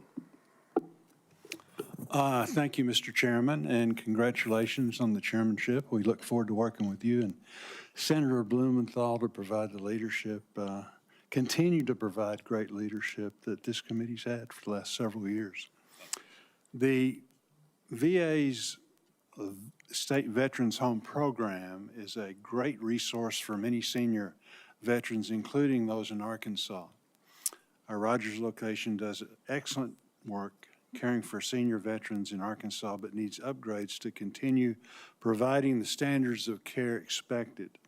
In fiscal year '24, this 96-bed facility was ranked number 12 on the Veterans State Home Construction Grant Program priority list after being ranked number 9 in fiscal year '23. Unfortunately, the facility will not receive the necessary funding in fiscal year '24. We've worked with the current administration to get the necessary upgrades the Rogers facility needs. Do I have your commitment that the VA, under your leadership, will continue working with us on the issue? Senator, thank you, and I think this is important. This came up with several of us, and you and I have discussed it. We're going to work with you and the appropriators and also this committee to make sure that the priorities as expressed will be taken care of, and we'll work with you to do those as we go forward, because at the end of the day, especially what you just brought up, is one of the more critical we have, and that's sort of that end-of-life kind of issues that we deal with, and those later stages issues when more care is needed. So for me, making sure that you have, that the states across this country and the VA is providing that care is something that is, frankly, a non-negotiable. As a pastor, it's been mentioned many times about me being a chaplain, but I was a pastor for 11 years as well, and had spent many times in those long-term care facilities, and it was humbling, and also, though, very critical to understanding. So, yes, we're going to work to see what we can to make sure that every need is met. We'll not always be able to say, here's the best answer you're going to want to hear, but I'll definitely work with you. Very good. Thank you. I'm very proud of the committee's work to pass the PACT Act, which now provides long overdue care for veterans dealing with the effects of toxic exposure. While the VA's efforts to reach veterans impacted by the legislation and get them support has been great, I remain concerned about the VA's management of the Toxic Exposure Fund and overall budget outlook. How will you make sure the VA's Toxic Exposure Fund remains viable for years to come while providing the levels of care our veterans have earned? Thank you, Senator. The care there is the biggest issue in coming out of the PACT Act in the work we've had. And it's been, several 100,000 new people, brought into the system, and that even more coming. I think the biggest thing we've got to do is actuarially look at what is passed here. And I promise, and I think you and I spoke about this in your office, is are we at the VA making sure that we're getting good information and doing what the intent of the law was so that they can continue to get those benefits? And that comes from the resources that come from us from this body. So I'm going to be actually looking at it, and I will come to you with real-world examples. One of the things, as I made the comment earlier about our legislative affairs and making sure that we're more on the hill, so to speak, with that, was another commitment that I have because I sat where you have sat and had questions of administrations in the past, is that you get good information. And you have a commitment from me that when you get information about how we're funding and how we're appropriating that whoever sits at this table, myself and any other person that comes from the VA, will give you good information. And they'll give you good numbers so that we're not like we were last fall when it starts off at a number of billions, then goes down to another billions, and then was not even used, as Senator Kramer talked about in the opening. So we're going to be doing that in addition to making sure that we're getting good, accurate numbers so that we can inflect the intent of these acts. The Elizabeth Dole Act that was just mentioned just a few minutes ago is going to be one that I want to make sure that we do properly. We set it in under the Trump administration when the Blue Water Navy and others and Mission Act was actually put into play. There were times set in so that it could be done properly. Sometimes the great ideas are at the wrong time or not the best way. You got to make sure that you have the great idea done properly, and that's what we're going to do. Very good. Just say again, you served, you were a great member in the House. You understand how important it is that when we need, information, when we need to talk to you or somebody of importance, it's so frustrating. You have a hearing and you've sent letters and, the last 3 letters hadn't been answered. Just say again very briefly, because my time is up, but I think it's one of the most important things that we can talk about today is how important it is to, again, be such that you are in constant tune with the members. Senator, thank you for highlighting what I believe is going to be one of the biggest differences, and if confirmed by this body at the VA in the early stages, and that is going to be the involvement of our legislative affairs on this Hill. I am committed to having 535, if you would, canaries in a coal mine, 100 senators and 435 representatives who actually can help us and work together to see where there's problems, to see where there's issues. Like I said, not just in policy, not just in funding recognition, but also in the actual veteran constituency. Because when I hear from you, and as Chairman Moran and I talked, and he mentioned earlier, when we hear from the veterans, that's what we hear in Home Depot. That's what we hear in Kroger. When we're walking around, thanks for helping us. I want to know where the problems are, because I'm not a secretary, if confirmed, that will sit behind a desk. I will be out, and I'll be there making sure we get it fixed. Thank you, Mr. Chairman. Thank you, Senator Bosom. Senator Gallego. Thank you, Chairman. Thank you, Councilman Collins, for joining us here today, and congratulations on your nomination. And as you and I talked in my office, of course, this is very personal to me, also being a Marine, Iraq veteran, someone who has used VA healthcare services and as also receives a disability rating from them, making sure the VA continues to be, foremost taking care of our veterans is important to me, especially in Arizona. So I have a couple of questions, more Arizona focus. So the Be Connected program, operated by the Arizona Coalition for Military Families, had began as an Arizona veteran suicide prevention program and has grown to serve the state's veteran population and their families by connecting them with mental health resources and more, which sometimes cannot be met within the hospital system. It receives 1/3 of its funding from the state of Arizona and 2/3 from the VA, and renews its contract with the Phoenix VA annually. The Phoenix VA recently said that it no longer intends to enter into another contract with the Be Connected program and will stop funding on March 31st due to budget constraints. So if confirmed, will you commit to work with me and the other members of the Arizona delegation to ensure the VA finds alternative sources of funding so Arizona veterans can continue to receive this critical services through the Be Connected program? Yes, Senator. I mean, one of the things, and it's good to see you, and it's good to see you over here in your seat as we serve together. Look, also touring the same ground in Iraq, we know that issue coming back and that transition that's been mentioned many times here before. It concerns me. And I'm going to say what you're bringing up right now, it concerns me that as a VA that there would be concerns about funding a program that actually goes to what is one of my major concerns, and that is the issue of death by suicide and looking at or taking it even to a homelessness issue as well. Mm-hmm. So those are the kind of programs I think are priorities. So from my perspective as a secretary, it's going to be about priorities. And priorities are what we're seeing today is 17 people not with us anymore. It's not satisfactory. Over 40,000, I believe, those are more homeless. It's not satisfactory. A 5,000 waiting list in Alaska is not satisfactory. So budget items will match up to the priorities of what I want to have, and that's what I look forward to working with you on, and look forward to getting more information on that issue. Thank you. Now I'm focusing and moving on to kind of the HUD-VASH program.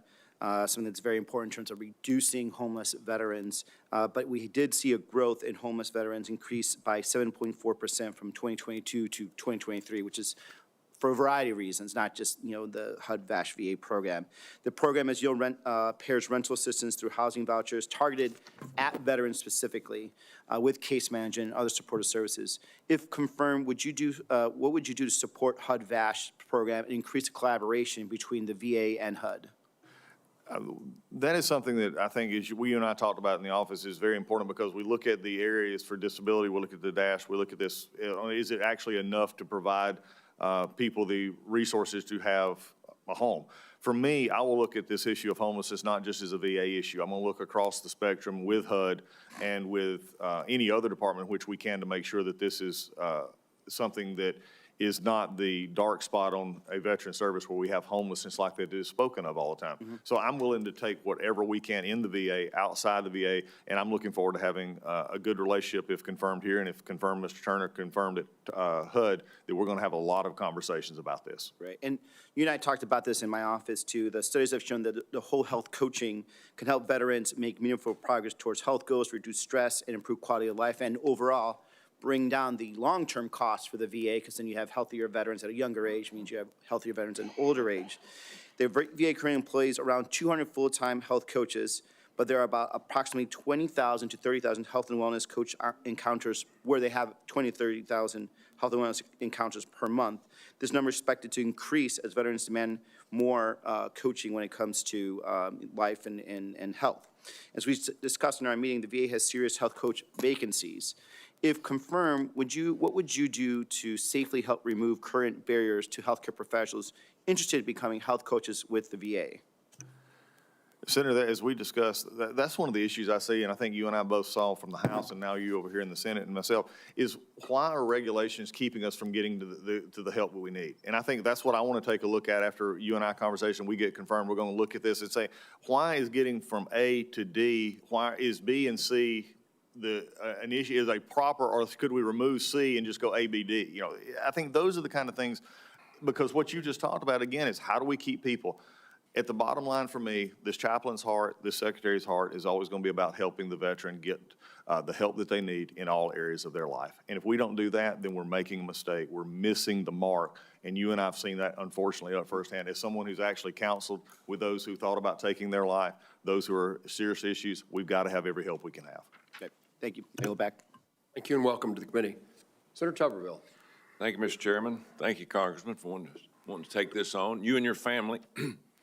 Largest healthcare system in the world. If that's not eye-opening, I don't know what is. We've had a lot of people tackle this job, and it is a hard job, and it's very, very important. I grew up in a military family, been to many, many VAs, and we have some good ones in Alabama, but it's amazing to me that, you know, that we look at this, and it's, again, second largest budget that we have here in Congress, second largest behind the DOD. But it's really not about money. You know, I think about and look at all this in a different perspective sometimes. It's about people running what you have. And we're run by unions. And there's obviously some good and some bad. But we got to find the problem, because we got to, more and more of our veterans are adding up. We have almost 500,000 just in the state of Alabama alone. And it's a big problem. That we can't take care of all of them. Now, when I first got here and got on this committee 4 years ago, one of the first things that we did, President Trump had eliminated 4,000 people. He didn't care what they were in. If they didn't do their job, they got fired. He took 4,000 of them and sent them out the door. Well, the Biden administration come in, the first thing they did is they rehired them and back pay and put them in a situation where a lot of them had really breached protocol. Now, I come from a previous profession. If you didn't do right, you were gone. Will you commit to doing what's right for the veteran when it comes to the personnel that are handling these people? We can talk about acts and laws and bills and all this. It ain't gonna make a damn bit of good unless we get the people that's running these VAs and these homes that take care of our veterans. We don't get the best. Will you commit to that? Senator, thank you for that. I mean, your last day was not just your profession, but I think every other profession in the world expects accountability. And I think that's what raises the standard. So yes, we're going to have accountability. The VA Accountability and Whistleblower Act, which by the way, passed unanimously out of the Senate, its intent was to make sure that those workers who were not fulfilling their mission, they were not going to take a job anymore. I intend to make sure that this is a promise that I have, is that if there is someone who is harming or in the way of our veteran and taking a veteran's benefit away, I have no problem in getting rid of that person and making sure we do it properly. And I have no problem with the legal repercussions of that, because there's no one at the VA going to stand in the way of a veteran getting the care properly. And if they're not doing it safely, which we saw many of those were not doing it safely and putting our veterans in harm's way. But I will say it again, and I think you would agree with me. I will be the biggest cheerleader for every VA employee out there who is out there getting up every morning, doing it right, making sure we're taking care of our veterans. But I believe the only way I can make them better, the only way I can push them, is to not allow those not to do it. So we have to have that accountability. This body passed it unanimously. It is about raising standards. It's about saying that we're going to expect the best and we're going to require the best. Because if I want to retain doctors, if I want to retain nurses, if we want to retain benefits people, then you got to set a standard that says, I'm proud to be here. And for me, I want to lead an agency that works and puts our veterans first and holds accountable those that have not. Awesome. 2023, it was reported to us, some of our VAs, especially our community care systems, were funding illegal aliens, healthcare. Would you please look into that once you take this office? Yes, Senator, I will. I do not believe any money that's taken outside the mission of the VA to help the veteran is a worthy cause of the money that has been appropriated for the veteran, and we will not be doing that. You know, we were given a budget shortfall just back last July. We were called and told by the administration that we're $3 billion short, and we had to come up very, very quickly, or we were going to default in the VA. You can imagine how frustrated we all got with that when we found out that we actually had a surplus. I would hope that we take better care of what we do with our money and we know where it's at. Also, one thing before I go off here, and I didn't get a chance to talk to you about this back when we met, electronic health care. Nobody's told you this, $20 billion on updating our VA's electronic health care records over the last decade. The Department of Defense completed their update, yet the VA has nothing to show for the $20 billion. Houston, Yes. we got a problem. Houston, Atlanta, D.C., everywhere else we have a problem. That is not acceptable. That's one of the things that we're going to, as we've said earlier, and we talked about this earlier, we're going to have to get into very quickly, put every player on the table to make sure that we're getting it right from the VA perspective and from the from Oracle perspective as it's currently held. DOD and VA are very different, but also, as I said before, we're special but not unique. What we can do can be done, and there's ways that we can look at that, and I think Senator King talked about ways that we can let's do what we can do. We're going to get that right. Even up here, 8 years and that much money and no results, only 5 places, I believe, actually still is not acceptable. Thank you. Thank you, Senator. Senator Sanders. Thank you, Mr. Chairman, and congratulations on your new position. Look Thank forward you. to working with you. Former Mr. Chairman. The job that you have been nominated for is an impossibly difficult job. I just want to say for the record that I think Dennis McDonough, the gentleman who came before you, has done a very good job in the context of what he had to deal with. Mr. Collins, in 2 independent assessments last year, the VA outperformed non-VA hospitals in terms of patient satisfaction and hospital quality. I can tell you that in Vermont, you talk to the average veteran who accesses VA, they say, you know what, the care is pretty good. I think that's probably true in most parts of the country, and that takes place within a healthcare system which is broken, a private healthcare system which is largely broken and dysfunctional. It strikes me, from what I have heard, there are 3 approaches to the VA. There are some folks, extremists, who think get rid of the VA completely, send veterans out into the private sector. Others, including the nominee for Defense Secretary, Mr. Hegseth, who have indicated that the VA should be there for specialized care. People with PTSD, people with amputations, particular problems the veterans have, specialized care.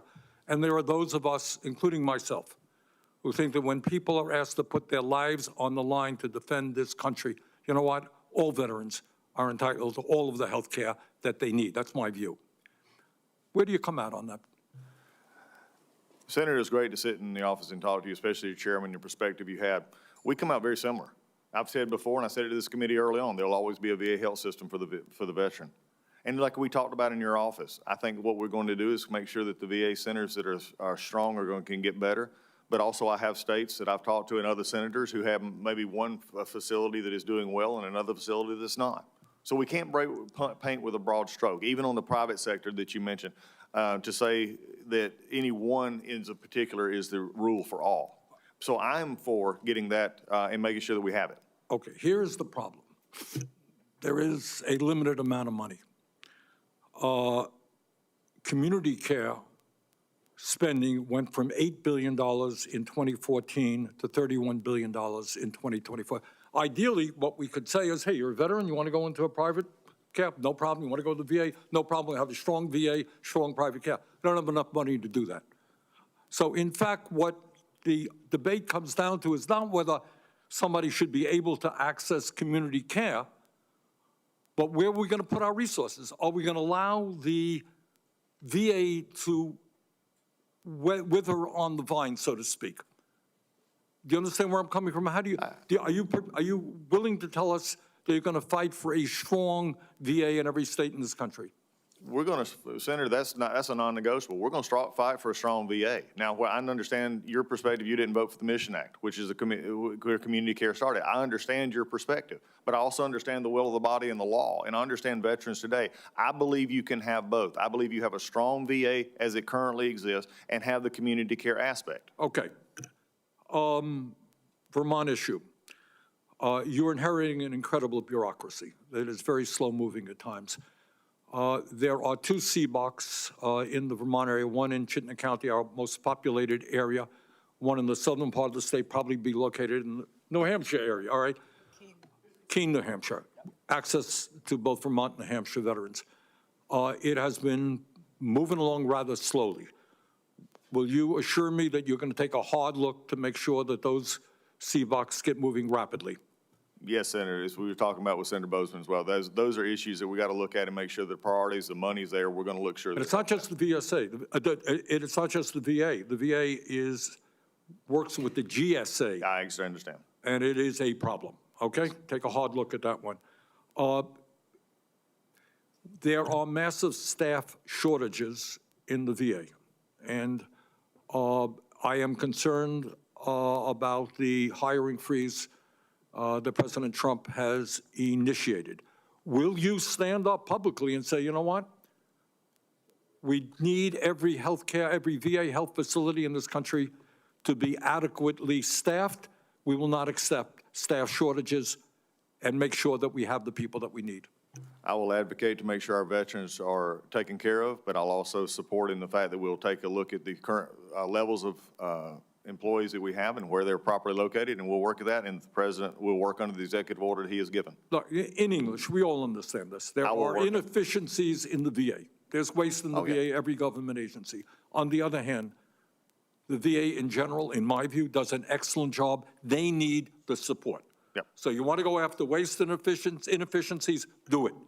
But make sure that we have the quality of doctors, nurses, staffing that we need to take care of every veteran in this country. Thank you, Senator. Senator Tillis. Thank you, Mr. Chairman. And Mr. Collins, thank you for being here. You and I have a lot in common. We were both born in August, you 6 years after me. We both entered state legislature at the same time in 2007 in 2 different states. And you got a sister that was born in the same hospital that both of my babies were born in. Am I right? You also have the benefit of me tracking, since I lived in Atlanta for about 4 years, tracking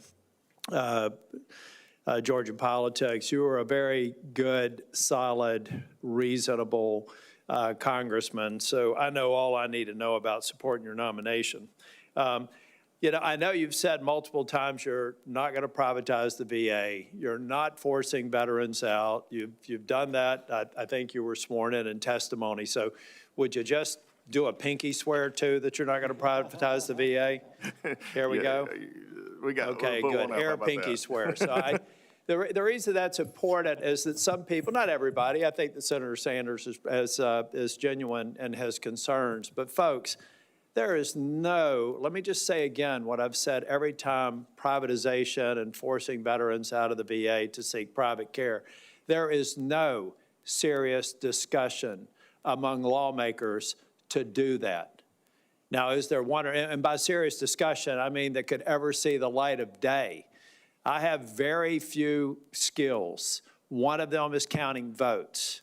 There is simply not enough to even consider it a threat. And the reason why I hit this head on is there are veterans who could be led to believe that that's a risk. It is not a risk. You don't have to come to Washington because a vote is imminent. The VA is one of the largest healthcare system in the United States. It does a lot of things good, and in many cases, it does it better than the private care providers could ever imagine because of the unique status it has, in many cases, veterans serving veterans. So again, thank you for that pinky swear. Now let's move on to the unpleasant part of my discussion. Has nothing to do with you. I have supported every VA nominee who's come before this committee. And I supported the Secretary of the VA when I came in in the Obama administration. I've had a great working relationship up to and including with Secretary McDonough. I have concerns, even some that date back to VA Secretary Wilkie, who was my MLA before he went on to be a VA Secretary. The implementation of the electronic health record is a bipartisan, multi-administration disaster. There is no way on God's green earth that we should have spent $10 billion to have only a fraction of the VISNs even touched. So do I have your commitment to go through that program, to quickly get it moving again, and get an integrated health chart that also can integrate with the DOD so that we can finally have a seamless transition from active status or reserve status to veteran status and provide premium care at the VA? Yes, Senator Ellis, for the very reason of this, is what you just said about seamless care is actually a safety and security issue for my veterans. It absolutely it is. The electronic health record, I've got a real problem. We need to have a review. I don't know if it's an Inspector General's report or something else, but folks, I did large-scale systems implementation work for the vast majority of my career. I've done that more than I've done being a U.S. Senator or a state representative. This is a disaster. And I would like the people involved, not only the contractors, but having been the contractor before, my guess is it's rooted in bureaucracy and people responsible for the implementation within the VA not doing it right. So will you commit to me to doing a project review? I'll come to your turf to do it. Yeah, we're looking forward to the project review. This, for me, has been one of the, when first looking at it, how, only up here would this allow to go on as long as it had. Okay. So, look, I'm putting on notice today that I'm committed to everyone here. We're going to bring everyone to the table. That's vendor, that's VA, everybody in the middle, and figure out what this problem is, because it's time to fix it. Well, I'd love to be at the table when you have some of those discussions, to be honest with you, and lend you some free consulting advice. Last thing I want to leave you with, because I say it in most of the hearings, I did not vote for the PACT Act, in spite of the fact that my office was responsible for the formulation of the TEAM Act that was in that bill, which was to provide care to warriors who were exposed to toxics, and also the Camp Lejeune Toxics Act, which my colleague, Senator Sullivan, has been trying to work to reduce the compensation. I didn't vote for it because I was absolutely convinced it was going to be where it is today. It's a $700 billion between mandatory and discretionary spending, unfunded bill that got out of the oven too soon. And now we know you've got shortfalls that you're going to have to fix in the billions of dollars because we didn't take the time to actually get the PACT Act right. I hate it not being able to vote for that bill, but I voted against it because we promised out of this committee that we would fix it before it got a vote on the floor. Now we got to fix it, and you can count me as somebody that will be helpful. Thanks, Senator. I look forward to that because that is going to be one of the first issues we got to tackle from the budgetary standpoint. But also, and I will, say to the committee, and we've talked about this in many of your offices, I'm also looking ahead to the Elizabeth Dole Act and actual implementation and implementation cost on it. I think it's something we've got to take care of, but it's got an implementation cost as well. Thank you. Senator Hassan. Thank you, Mr. Chair, and congratulations on your chairmanship. I look forward to working with you and Ranking Member Blumenthal. And Congressman Collins, it is good to see you. It was good to sit down with you the other day. Congratulations on your nomination.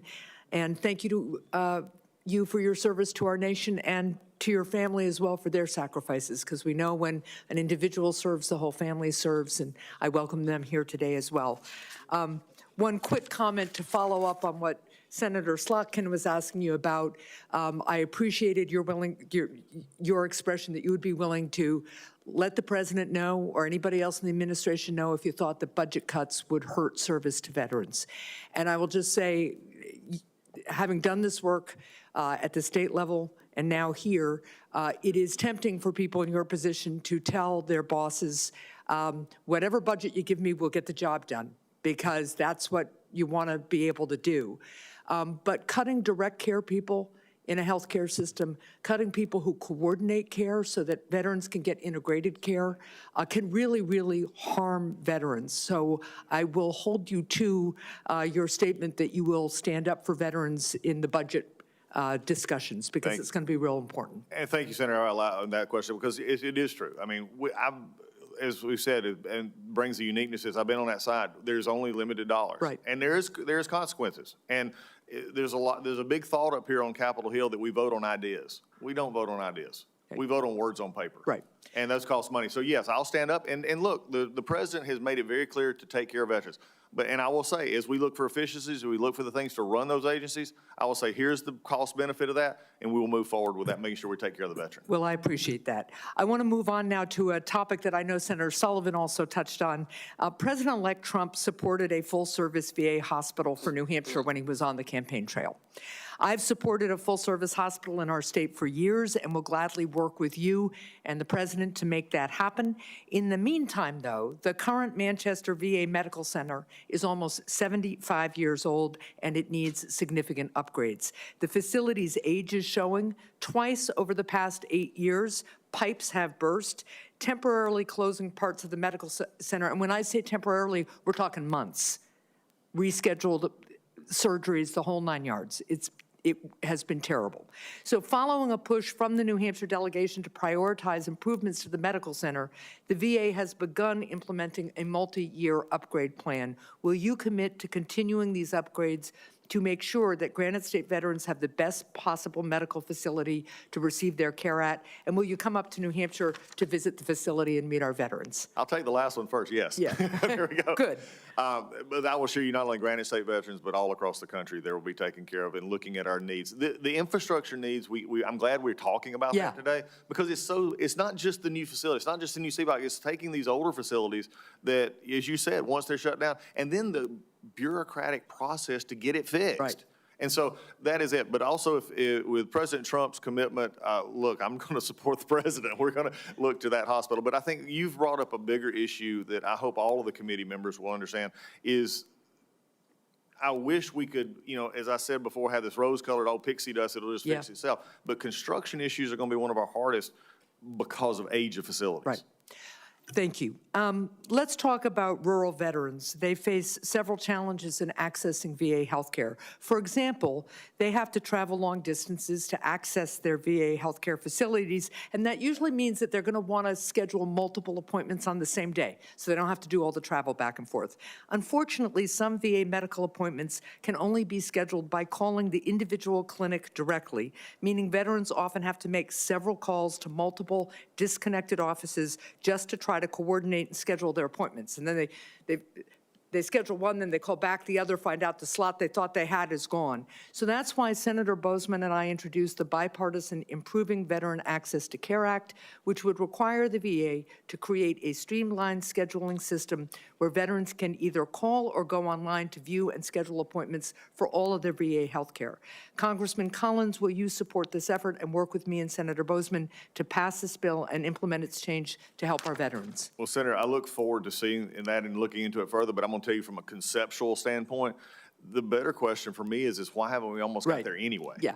I mean, because the thing about, if I can, I mean, and I'm not to reduce, appointment times to an app, but when you can order 5 people's food and send it to 5 different places at the same time on your phone, why can't I go to one place? And I think for our younger veterans, and I think we talked about this in our office, for our older veterans, there's a different way they need to be personal phone. My dad, who's probably watching right now, he wants to be on the phone. Right. But the rest of them, pick up the phone. Let me get my 3 appointments and be done with it. Yeah, and I thank you, Mr. Chair, and I will follow up in writing with you about the one last question I wanted to talk about, which was just the implementation of the Dole Act. Home care is incredibly important. It should be the wave of the future, because most people want to age at home or get their care if they have chronic illness or disabilities at home. Something near and dear to my heart and the heart of veterans, and I look forward to working with you on that. And just briefly, Mr. Chairman, I just want to be real brief about it. That is something with this bat, I'm very proud of what y'all have accomplished there, but it's going to now take us implementation to make sure we do it right. If I'm confirmed, you'll have that commitment. Thank you, sir. Senator Hassan, thank you. Senator Cassidy. Hey, Congressman Collins, great job in the chair. You're going to be a fabulous Secretary of the VA, and you're going to have my support. You're a Georgia Bulldog fan, but, that's okay. I mean, not everybody can be a Go Tiger. Go Dogs. Listen, I've been concerned because there's such a backlog in terms of people applying for VA disability benefits from whatever program there is. It just doesn't happen. And when it finally happens, sometimes the person's dead. Now, when I speak to people and read about the use of artificial intelligence, someone says it's the perfect bureaucrat. That once you set on the facts, it can process in a tremendous amount of information next to instantaneously and come up with the same decision based upon the same set of facts over and over and over. Now, but also learn it's only something that happens if you lean into it. If you just say, well, it's really great, we'll get there when it happens, it never happens. If you say, we are going to set up a system in which we red team it, and we're going to compare it to our best reviewers, we're going to then compare the best reviewers to the AI, whichever is different, we're going to figure out why it's different. And if the AI is not as good, we're going to continue to refine it until we can scale it. And a VA, a veteran, does not need to wait for his or her benefits. What do you think about that vision? I wish it wasn't being presented as such a novel concept, because it's really true. We can do that, and as you from your medical profession and looking at, why are we not using AI in the benefits of IT to actually take, especially from the benefit perspective, and take the ones that are, quote, easy, the ones that match the box, that we can get out of the way so that we can actually still hands-on those that are a little bit more difficult. Here's some numbers that maybe I'm sure you're familiar with and this committee is familiar with, and I'm proud of. Under President Trump and the previous administration, the backlog on the benefits cases got down to 65,000, I believe. In the past 4 years, there's been 130,000 billion added to the budget and almost 70,000 employees. And right now, there's a 265,000 backlog, down from almost, I believe, double that. We've went up with everything else. Why are we not able to get out some of these in better ways? And that means doing efficiency, looking at AI, looking at other technology, not just from the benefit perspective, but also from the medical perspective as well. We've got a healthcare record system that is non-existent right now that we're going to have to do, as you said, that red team approach, as your wording was. So I'm looking for every possible way that I can make it better. Why would I be satisfied for a system that is old and outdated or non-existent when my goal and my purpose and my mission is to take care of a veteran? Now, let me suggest, because one thing that happens here is that the agency says, give us the money and we'll come up with a system. And then 2 years later, and then 2 years later, and then 2 years later, till you finally pull the plug. So somebody once said, you should go out on your bid and say, we want the system at least to be run on a pilot method within 6 months.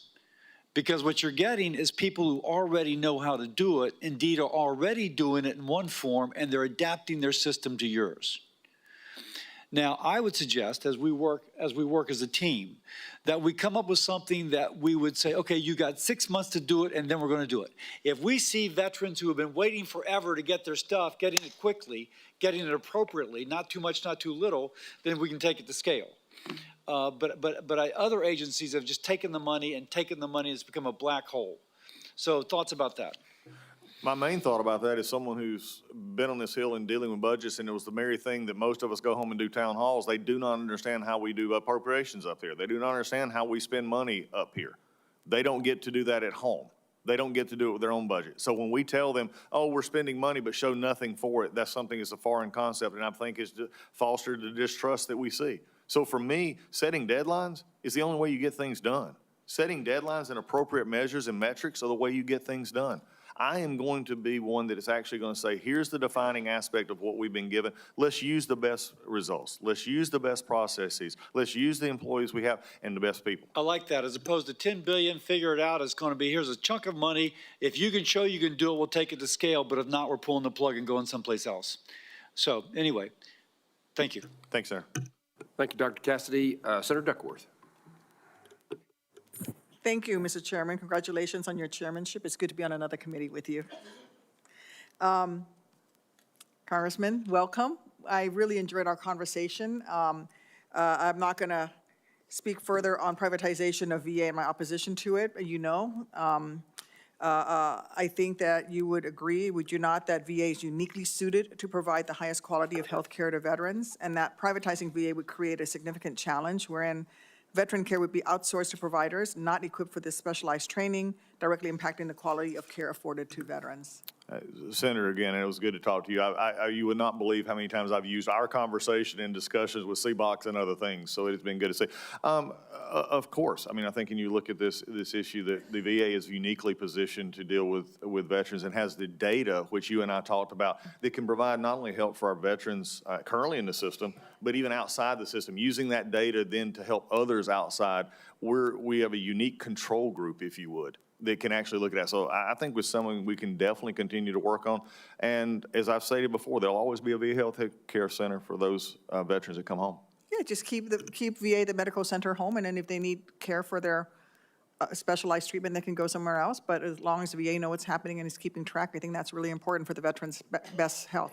I think as we do it efficiently and processfully, and we make sure the veteran is the center of that, that's exactly what we need to do. You and I mentioned this, that I think we need more the issue of women's veterans coming in, which are a large population of our veterans coming in now, making sure that if they want to receive that care in the VA, for instance, right now there's depending on discussion, lack of mammogram equipment. Those are things that are at large VAs who satisfy a large number of female veterans. They're having, to do that. If they wanted to stay in, they couldn't. So I think working it both ways is where we need to be. Yeah, I think the medical, what is the best medical treatment is where we need to go. I mean, in the case of mammograms, you need somebody who reads thousands and thousands of mammograms, and if you only take care of a small number of female veterans, I wouldn't want to have my mammogram read by someone who only reads 100 mammograms a year, as opposed to a partner organization like that rural hospital or somebody who reads thousands of mammograms so that they can better spot any problems. Exactly, and that brings me to, I'm going to sort of maybe jump ahead of you a little bit. I think it goes back to your discussion we had in the office about the CBOC and rural hospital issue, that they could, and I think what you made was a very good point. And I'm going to take it a step further about what you just said, though. It's the sharpening of skills. For those of us who've been to Iraq and have been to Afghanistan, and we saw trauma and emergency care at its finest. Yes. I mean, if they came through the Heroes Highway at Balad, 98% of those made it back home alive. Now, some of them didn't. You were one that didn't. There's some who didn't, but they got back home. And I remember the time that I sat with a young man who I was with him and prayed with him, and he had I'll never forget him because he had blonde hair and blue eyes. And I went back later that evening, and he was gone. They had already got him on a plane and got him later. A week and a half later, I looked at Stars and Stripes, and I saw his picture. But I was comforted by knowing he was back home when he passed. That is sharpening of skills. And in the VA, we need to have that. We have to make sure that our veterans are getting that same kind of treatment so that our skills and their treatment are matching. Wonderful, thank you. If confirmed, will you commit to working with myself and my colleagues on this committee to strengthen and refine VA policies that improve wait times and access to VA health care rather than resorting to privatization? Yes, I think that is what we're looking at right now is a VA that has the VA healthcare system. And again, it goes back to the service of the veteran. Mm-hmm. And if anytime, I'll say it again. I've said it before, I'm going to say it again. When they have to call my office when I was in Congress or your office now, that is a failure from the VA. And it's not a failure on the people. So for anybody try to twist what I'm saying, that's not what I'm saying. The VA has a mission to take care of veterans. If for some reason the veteran's not able to get that care, then we need to step up and make sure they answer why. So yes, trimming down wait times, making sure they get that. Because some of the things we could be missing are preventative care that could actually help us long-term in our cost perspective if we're catching it early. Yeah. Thank you. I'm glad you mentioned preventative care. Right now, preventative health care is something that patients in the Affordable Care Act or other places do not have to pay for their preventative care. So your prostate cancer screening, your mammograms for breast cancer, colon cancer screening, your statins for your cholesterol medication, you don't pay a copay for that, but veterans do. Would you, confirm, will you support making a non-controversial common sense fix to ensure that VA coverage aligns with that of commercial health care and TRICARE? And help me eliminate the copays for veterans for preventative health care? I look forward to working with this committee on that because I do believe, as you do, that the preventive aspect of that is very important. Thank you. You're back, Mr. Chairman. Senator Blackburn. Thank you, Mr. Chairman. And Mr. Collins, always good to see you. Appreciate that. As we served in the House, you were known as being a consensus builder and a problem solver. And I think as we look at the VA and the situation that is there, we need someone who can build consensus among the employees and solve some problems that are existing in the VA. So you made a comment about it was important to get the right people doing the right job, and I agree with that.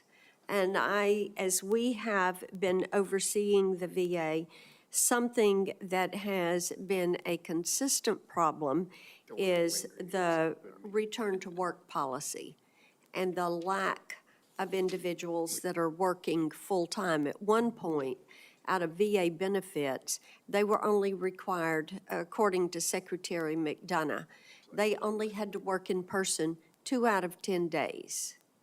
And then in healthcare, they had to work in person 5 out of the 10 days. So that is a problem, and I fully believe that's why the backlog, as you mentioned, that long-term backlog is at 265,000. If you put those that are under 120 days on that list, you are at 956,000. This is because people don't go to work. So where are you on that and having that return to work policy? Thank you, Senator. It's good to see you. It's also good to see you back over here as we've worked together many times. And I do pride myself, as I mentioned in my opening statement, about the stuff that we worked on bipartisan, Music Modernization Act, which you are such a great champion of as well. And we're going to have to work together on this. But I do believe people need to come to work. The President's made it very clear. He made that very clear that people need to come to work. Now, there are certain issues and times, and before the question is asked, that we have a large portion of the VA workforce is unionized and they're in contracts, but we're going to work together to get people back to work. What percentage of those employees are union? 80. 80%? Approximately 80% of 470-ish thousand. Okay. And some of them in the telework agreement stuff. Look, we're going to encourage them to come back to work. We're going to follow the President's directive in that, and we're going to make sure that we get people in there, because at the end of the day, it's about veterans. My hospital employees, if I was confirming this, they have to show up every day. Okay. That is encouraging, because you look at we've talked about the health records, the EHRs, and the fumbling, the $15 billion that has been spent on that not to have those records. The way there is no transfer, data transfer from DOD to the VA on those health records. This is a problem we can fix. We've got a lot of good health IT experts in Nashville that could fix this. And when they hear from people that are in the VA system about they can't get any care, the wait times, and we've talked some about the backlog. At the Fort Campbell facility, VA facility, the wait to get a primary care appointment today, and we've just checked our numbers, is 81 days. And in Chattanooga, it's 110 days. In Murfreesboro, it is 54 days.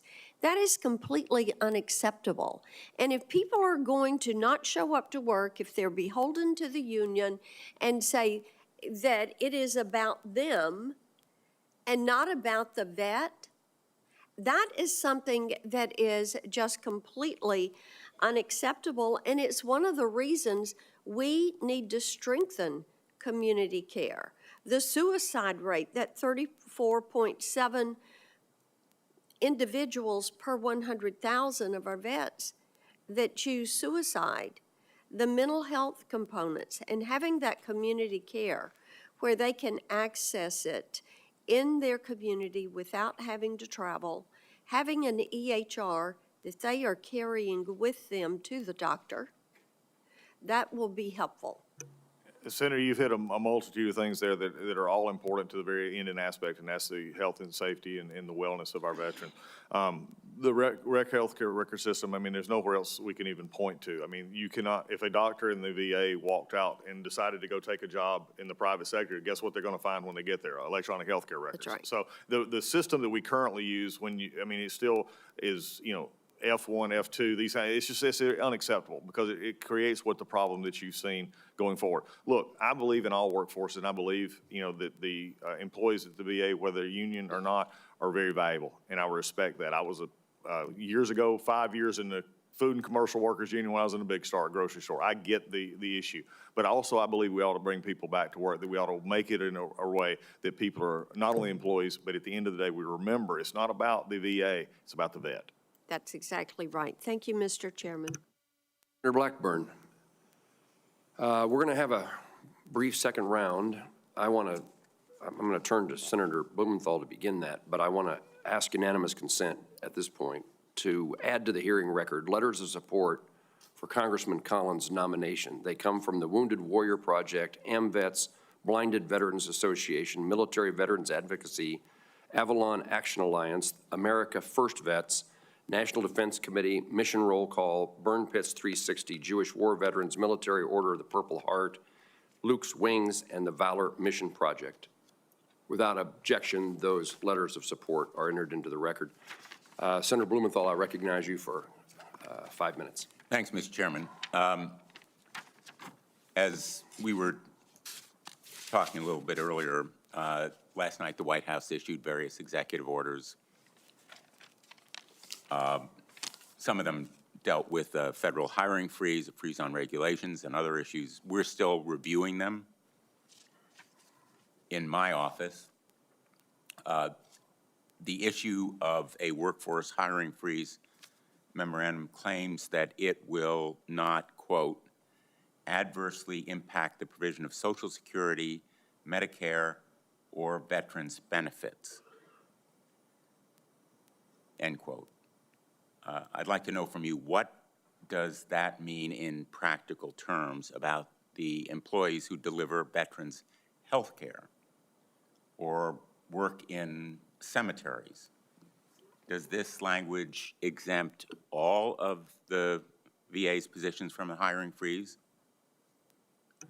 I think, Senator, we're still, like you, examining that, but we support the president's initiative here in the freeze. But also, I take, as far as what it says, I'll take it at the words that it's on the paper, and that's not going to affect it, because we have people doing those benefits packages right now. We have people working at that. And the implication would be that adding more people would fix whatever the problem is. I'm convinced right now that the workers and the benefits, we need to make better efficiencies with what we currently have. So I support that. Yeah, that's not reassuring to me, because I'm asking not about the VA employees who work on benefits. I'm asking about the folks who are in the hospitals, in the care facilities, at the cemeteries. They're not dispersing benefits, they're providing care. And as you well know, there are extraordinary problems in recruiting and retaining the doctors, the nurses, and filling their ranks where there are openings right now. So the explicit language of that memorandum seems to include them in the hiring freeze. Going by the way you've worded, I will say this. So hiring freeze in the wording that you use, and I do not have this before me, so I'm not going to comment completely on it. I do not have it in front of me. I'm going off of the memory, and we're still examining that as well. I can assure you President Trump is, in this executive order, is to get assessment on where we are with our employees. It is not to take away from anything that is currently there in future. And the way that your question is worded is implying that they would not be there to do the veterans health care, the cemetery work. That's going to continue. This new hire freeze is not there. We may not at this point bring in a new person tomorrow unless we need it, but this is where we're at. And I think what he's done is to get an assessment on where we are. Well, you and I are trading a lot of words. Let me come right to the point. I'm asking you to fight to fill the openings, not a hiring freeze, in the ranks of the doctors, the nurses, the attendants, everybody who works in care facilities or in veteran cemeteries, rather than leaving those positions open, because those folks are needed to care for veterans. Will you seek an exemption to the hiring freeze for those positions that concern veterans care, including the Veterans Crisis Line? I will take everything that you've said into consideration and understand that the freeze and export the executive order, while at the same time, if confirmed, be willing to make sure that there's nothing missing in the process. We may, as you said, we're sharing words. I think we're saying the same thing. Well, no, we're not. With all due respect. I respect that. This is going to be a first test. of your leadership.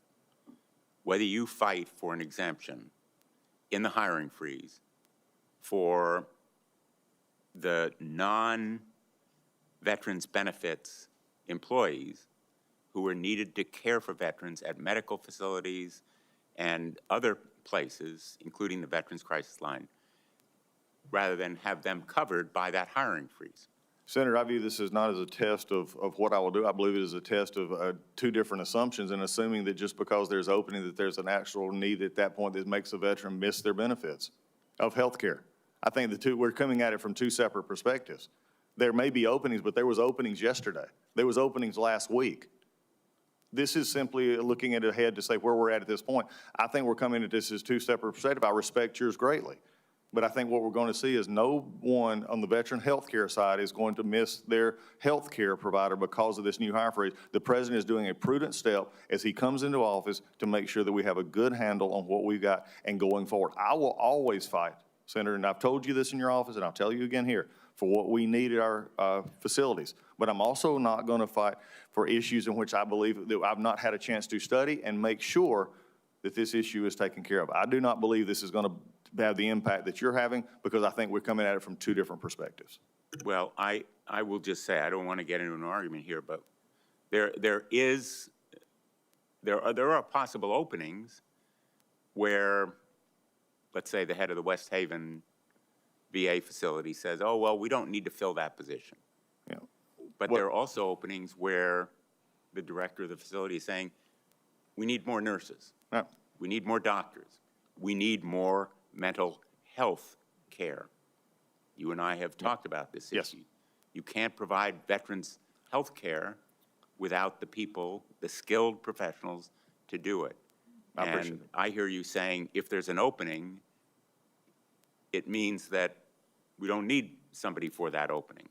No, I think, Senator, just a general reminder, last week, Secretary McDonough could have filled those positions. He chose not to, or couldn't find anybody. Well, he may new- have wanted to, and you may have talked to him about, but it's not easy to fill those positions. And Senator, They've that's worked why we're hard to taking a fill. perspective of where we're at. And again, I appreciate it. We'll work on this together, but I respect what the president's done. I think it's a prudent step looking forward, and that the healthcare is not going to be compromised in that process. I support that. Let me move on. Will you commit to expending every effort and every dollar to reach every veteran at risk of suicide, including those who are not now enrolled in the VA system? Senator, that's the easiest question you've asked all day, and I appreciate it. No, yes, I will do everything possible. This from my heart, and you've heard it mentioned, there's nothing more sacred to me, or my perspective, and my faith in my God, that everyone is made in the image of God and deserves life and encouragement for that. I think we need to actually have more any way we can to reach that person. As someone who's been on the other end of that line, when somebody called me and said, Chap, I'm ready to end it, there's no worthy, I'm not willing to let anybody go by, because I believe in the inherency of life and the grace that was given to me. As you know, the rate of firearm suicide is significantly higher among veterans than non-veterans. And so will you commit to looking for ways that firearms-related suicides can be reduced? I'm committed to looking at any instrumentality that takes the life of one of our veterans. On the issue of homelessness, is there more that can be done to prevent or address veterans' homelessness? Yes, there's many things that need to be done, and I think we've got to look at it from a cross-government approach, not only just with the VA, but with HUD, also with HHS. There's many aspects that I don't think we're touching at this point. So for me, it is, again, about how do we make the best resources of the limited funds that come from our government. You've been asked, and I think you've answered, and I don't want to repeat this issue, whether you will continue to abide by the VA rule concerning abortion, counseling, and care in cases of rape, incest, life, or health endangerment of a pregnant veteran. Will you commit that you will inform this committee if and when you begin reconsideration of the present rule? I will keep this committee informed. The chairman and the ranking member will know any discussions and decisions as we get toward that decision. As you begin consideration, you'll let us know. We'll get into that when we get in there. I'll keep the committee informed of things that we have going on. I have to get in there first, if confirmed by this committee, which I'd hope to earn votes for. We'll see what we got when we get there. And let me just ask you finally, and I appreciate the chairman indulging this additional time. Despite your earlier commentary about me. Well, I don't see anyone waiting to, I'm sorry. I apologize to Senator King. Just one more quick question.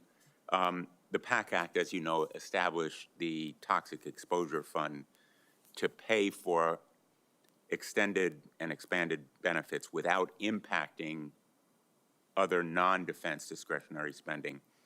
If confirmed, do you intend to advocate for undoing or altering the Toxic Exposure Fund, or would you like to consider it, continue it in its present form? I think any changes to any program, it would be premature for me to make policy at this or discuss that. I think we'll look at it, the possibility, but I think the intent of Congress will be carried out. I know there's some discretionary with the funding issues with that from the VA. We're going to look at that as we go forward, but I'm at this point, I want to see where we're at, because there is a concern that we made proper implementation that could have caused some of the budget shortfalls, and we have another program right on top of it, which is going to be the Elizabeth Dole Act, that I promised and commit to you that we're going to make sure that we look at so that we can properly implement your intent and the Congress's intent for this. Just for the record, I hope that you will continue this fund because it provides for a solid source of benefits for those veterans who are suffering from diseases relating to toxic exposures, and that you will continue the outreach program that Secretary McDonough started. Thank you, Mr. Chairman. Senator King. Thank you, Mr. Chairman. I want to make something very clear. I don't want AI to decide if one of my veterans is entitled to the benefits they've earned, period. Capiche? Senator, there's no veteran that is going to miss the benefit that they earned by the position and the way they process their claims. But I think you and I will both come to a conclusion that if there are better ways to process a claim that our veterans can get their benefits quicker, then I'm willing to look at any opportunity to get their veterans' benefits quicker. And if that involves AI, then I'm not willing to take it off the table. I'm not willing, though, to have them put in a position where AI is randomly in a situation, especially with benefits and others that are more difficult. There'll always be a person there to oversee that process. Well, the experience thus far with AI in the insurance industry is not positive. And I don't want our veterans having to go through a claims litigation in order to overturn the decision of a machine somewhere. So I understand you're not willing to take it off the table, but I certainly hope it will be handled with great care, because it will be very tempting to reduce staff and replace it with this technology. But I'm not confident in the technology right now to be making these life or death decisions for our veterans. Yeah, I understand and respect your position, Senator. I do not view this as a life or death decision. I think these are decisions that could be made in how we look at the best efficiencies. And look, there'll always be, in my mind, especially when it comes to the veteran benefit, someone that overlooks and oversees that as well to make sure that it is working properly. If it went that way. Thank you. You're going to be under tremendous pressure as we move into this difficult budgetary situation, and there's a lot of pressure to reduce the budget. I think it's been pointed out here, the Veterans Administration is one of the largest pots of money in the federal government. It's very easy to focus on the bureaucracy, that term, which carries with it a kind of negative connotation. But I would point out that in many cases, staff cuts equal benefit cuts, because if there's nobody there to answer the phone, or if the process is delayed to the point where the veteran dies or just gives up, that's in effect a benefit cut. So as you're under this pressure, and I believe you will be, I hope you'll take care to balance necessary efficiencies against the loss of services. You've said repeatedly, and you said in my office, and I love it, you don't want us to have to be advocating for our veterans because they ought to get their benefits without having to come to a congressional office. Well, if staff cuts end up having nobody answer the phone, or answer the phone after only 100 rings, or say, we'll have to talk to you 6 days from now or 6 months from now, that's going to only aggravate the problem, and you're going to be hearing from us on a daily basis instead of every other day. I think, Senator, your point is taken, and I understand. I think the interesting question is these very things arise right now at the staffing levels that we have. I think there's more of an issue here. Are we doing things as efficiently and processing as we can with the staffing that we currently have, whether that's more or less staff? I think sometimes you have to look at the process. I mean, why is it that we're back up at 250,000 backlog of benefits when we've had 130 billion in increase in funds and 70,000 employees? That's just, something's broken about that. I agree, and I commend you for wanting to follow up on that. And I have no problem with efficiency. And I think I can't complain about a hiring freeze. I actually signed a hiring freeze in my inaugural address as governor. So I understand that. On the other hand, I think the point that Senator Blumenthal was making, the hiring freeze should not apply to direct care workers. If my Togus Hospital in Maine needs a cardiologist and it's been open for a couple of months because they're hard to find, this hiring freeze should not prohibit them from continuing to search for, and if they can find a cardiologist, to sign them up. I hope you'll distinguish between direct care workers and others who serve veterans behind the scenes. Thank you, Senator. If confirmed, we're going to always make sure that, as I've said many times before, no matter what the issue is, I will always fight for making sure our veterans are getting the care in the proper way that they need to. Final point, there's no answer necessary for this, but one of the things you're going to be having to face is increasing demands for mental health services and long-term care. Long-term care, as our veterans age, is going to become a greater and greater issue. The Elizabeth Dole Act starts to address that, but I just commend that to your thought process, and perhaps you can have people thinking about this. How are we going to provide those services that are going to become more and more necessary as time goes on? Thank you, Senator. I appreciate the things that are already keeping me up at night if confirmed about this job. I appreciate you giving me more. But I also look forward to reaching out to you for help in that as well. Thank you. I commend you for your participation this morning. Look forward to supporting your nomination. Thank you so much. Appreciate it. Senator King, thank you very much. Let me just try to wrap up my thoughts and questions to you, and it's just a miscellaneous of things. First of all, I would tell you that we work closely with the Inspector General at the Department of Veterans Affairs. I find him valuable, both to me and to this committee, but should be valuable to the Department of Veterans Affairs. Anything that you want to say in regard to utilization of Inspector General's reports and how the department will respond? Yes, sir, Mr. Chairman. When I was ranking member of House Judiciary, this was one of the issues that we dealt with the Judiciary Committee, but also with the Department of Justice, but also in other committees I served on. Inspector Generals play a vital role. We're not always possibly going to agree with the outcome, but we can come to a conclusion because always having other eyes on a situation is provided. I'm one of those that believes in gathering a lot of input and then making a decision. So if you're having input from an Inspector General who's looking out for the best interest of what the VA is for, then I'll be working with them, and I look forward to it. I didn't mean to suggest, and don't think I did, that you need to agree with the Inspector General. I do think that that extra set of eyes in the professional way that that investigation is conducted has value. Certainly gives us a greater opportunity for oversight, but that same kind of oversight is what a Secretary of the Department of Veterans Affairs should be looking for, just like we do. Yes, sir. We have a habit here of passing legislation, and there's lots of bills that are introduced, certainly. Some of them actually become law. And one of the things that I think it's important for this committee to try to assure is that we don't just take the applause, the pat on the back with our veterans or veteran organizations because we introduced a piece of legislation or we passed a piece of legislation. The real goal is to make sure that the legislative efforts, when a bill becomes law, that it actually benefits veterans. You and that Department of Veterans Affairs have a lot to say, have a lot to determine whether that is the outcome. But I see it as our responsibility, this committee's responsibility, to see that the laws that we pass actually have the outcome, the intended consequence that we were seeking when we decided by a majority vote in the House and a supermajority vote in the Senate that this is something that matters and will make a difference in veterans' lives and well-being. So implementation, I'm saying this perhaps for the benefit of the committee more than you, but we ought not be satisfied with the outcome of our work with the passage of a piece of legislation. I don't know that that requires any response from you, Could I respond to that, Mr. Chairman? Please. Because I think it goes back to the uniqueness of my qualifications for this job, is being where you've been. And it's real easy to go around and say, oh, we passed this, and now we do it. I was privileged enough to have, I believe it was 19 red lines actually pass into law, some big stuff. First Step Act, Criminal Justice Forum, we did defend trade secrets. I have some of my former staff that were here with me that I literally stand on their shoulders because they did work, and the staff behind you who do good work. But now I'm getting to take, hopefully with the confirmation of this body, be able to step into a role in which I get to see the other end of it. Those words on paper actually matter to me.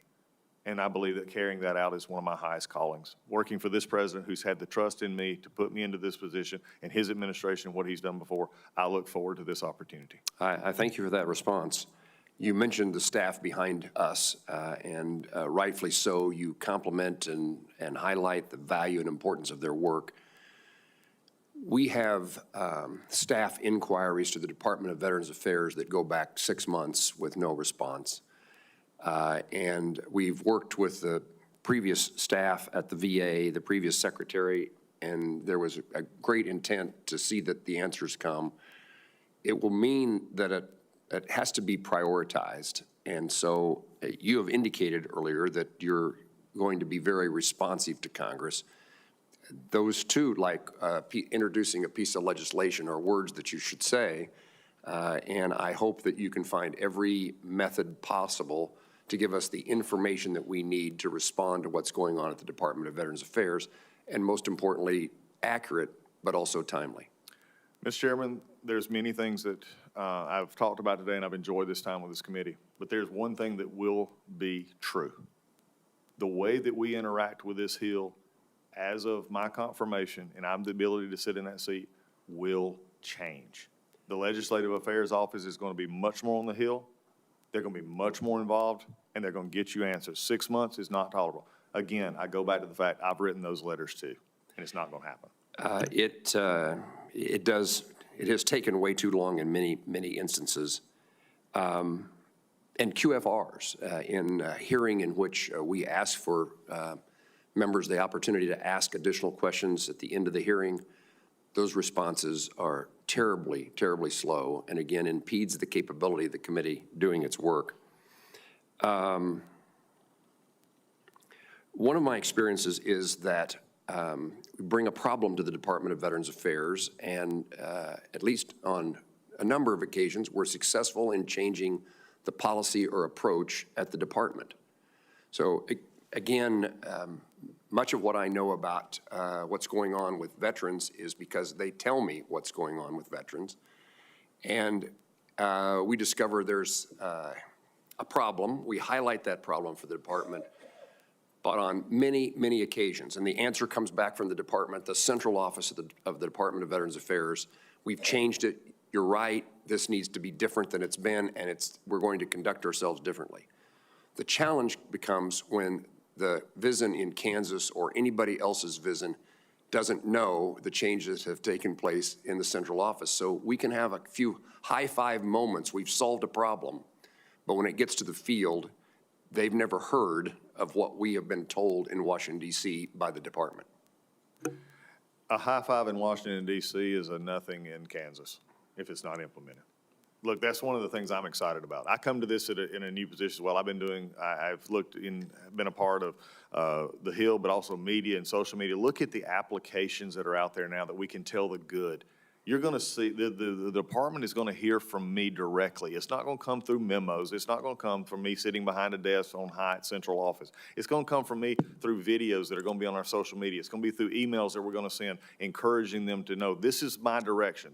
They'll hear from me. That if we're still getting, that the idea that a veteran has to call their congressman or their senator for help, that we're missing the mark somewhere. They're going to hear it directly from me. And here's the other thing. They're going to see me. They're not going to have to wonder what I'm thinking, because all of a sudden I may just show up at their hospital. I may just show up at their CVOC, and we're going to talk about it, and we're going to make sure that our veterans are getting taken care of. I'm not pie in the sky thinking I can wave my magic wand and make it happen. But I will tell you this. They're going to know who their secretary is. They're going to know who their secretary cares about.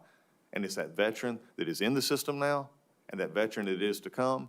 And that veteran that has gotten out and for some reason flipped through the cracks and does not know that they have benefits of life. And if they choose to take those, then they're going to be there for them, or they're going to have a veterans office that is waiting for them. I appreciate that. To my point, what you're responding to is that the assurance from the Department of Veterans Affairs that the problem has been solved often is not the circumstance in the field.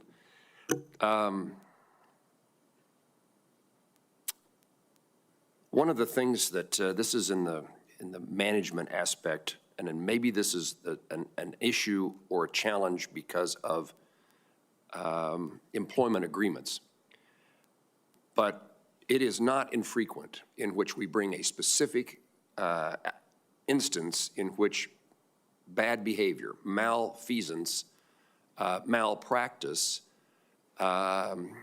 insubordination, a list that could be long of errors and mistakes made by someone who works at the Department of Veterans Affairs in the field.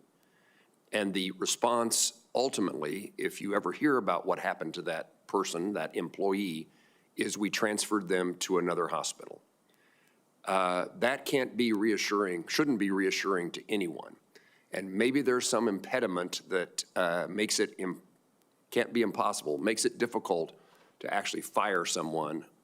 And the instances here are not like employee grievances. It's not like mismanagement in the sense of how do we get along here. These are egregious circumstances in which terrible things have happened to veterans. And this response is never you're out of here. At least that, if that's the response, it rarely happens in the end. So my point, which I don't think I explained very well, but the point is there has to be a better disciplinary circumstance in those extreme cases other than you are transferred to another facility. And that is for the well-being, safety, and importance of the veterans who are served by the Department of Veterans Affairs. Senator, I couldn't agree with you more. The concept of failing up is not a concept that I abide by. I'm a military person. I'm someone who's also employed people outside the government as well. But failing up is not an option. You don't fail up. And we're just because what we will do is I will work within any agreements, employee agreements, collective bargaining. But if you're putting a veteran health and safety at harm, I will make sure the department will get rid of you, and we are willing to do whatever it takes to do that. Because here's the deal, and I don't think there's any senator or congressman who would disagree. If that happens, you shouldn't be there. We'll do everything within the agreements to make sure their processes are followed, but I will not tolerate it, and that then in turn makes our better employees even better.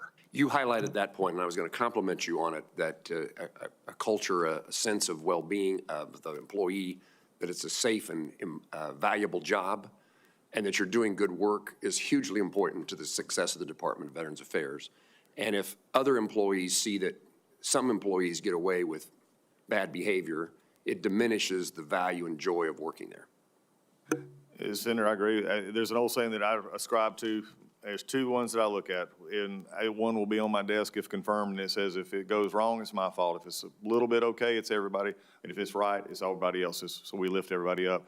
But understand, when you have employees that come to work every day doing it right, and they feel like they have to carry a coworker along, after a while, they don't want to carry the coworker anymore. They just rose to the level. They go to that level. We're not going to tolerate that. Mr. Collins, it's always my practice almost always my practice in a hearing to give our witnesses the chance to take back, to admit a mistake, want to correct the record, to give a witness before the committee the chance to restate or make clear something they felt like they didn't do in the first set of hearings, in the first two rounds of questioning. Anything you'd like to add to the record today?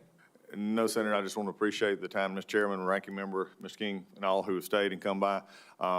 I've enjoyed the answers. I've enjoyed the questions. We're not always going to agree, but I will guarantee you I'll always listen. I will always be a part and to take this job very seriously to make sure that at the end of the day our veterans are taken care of.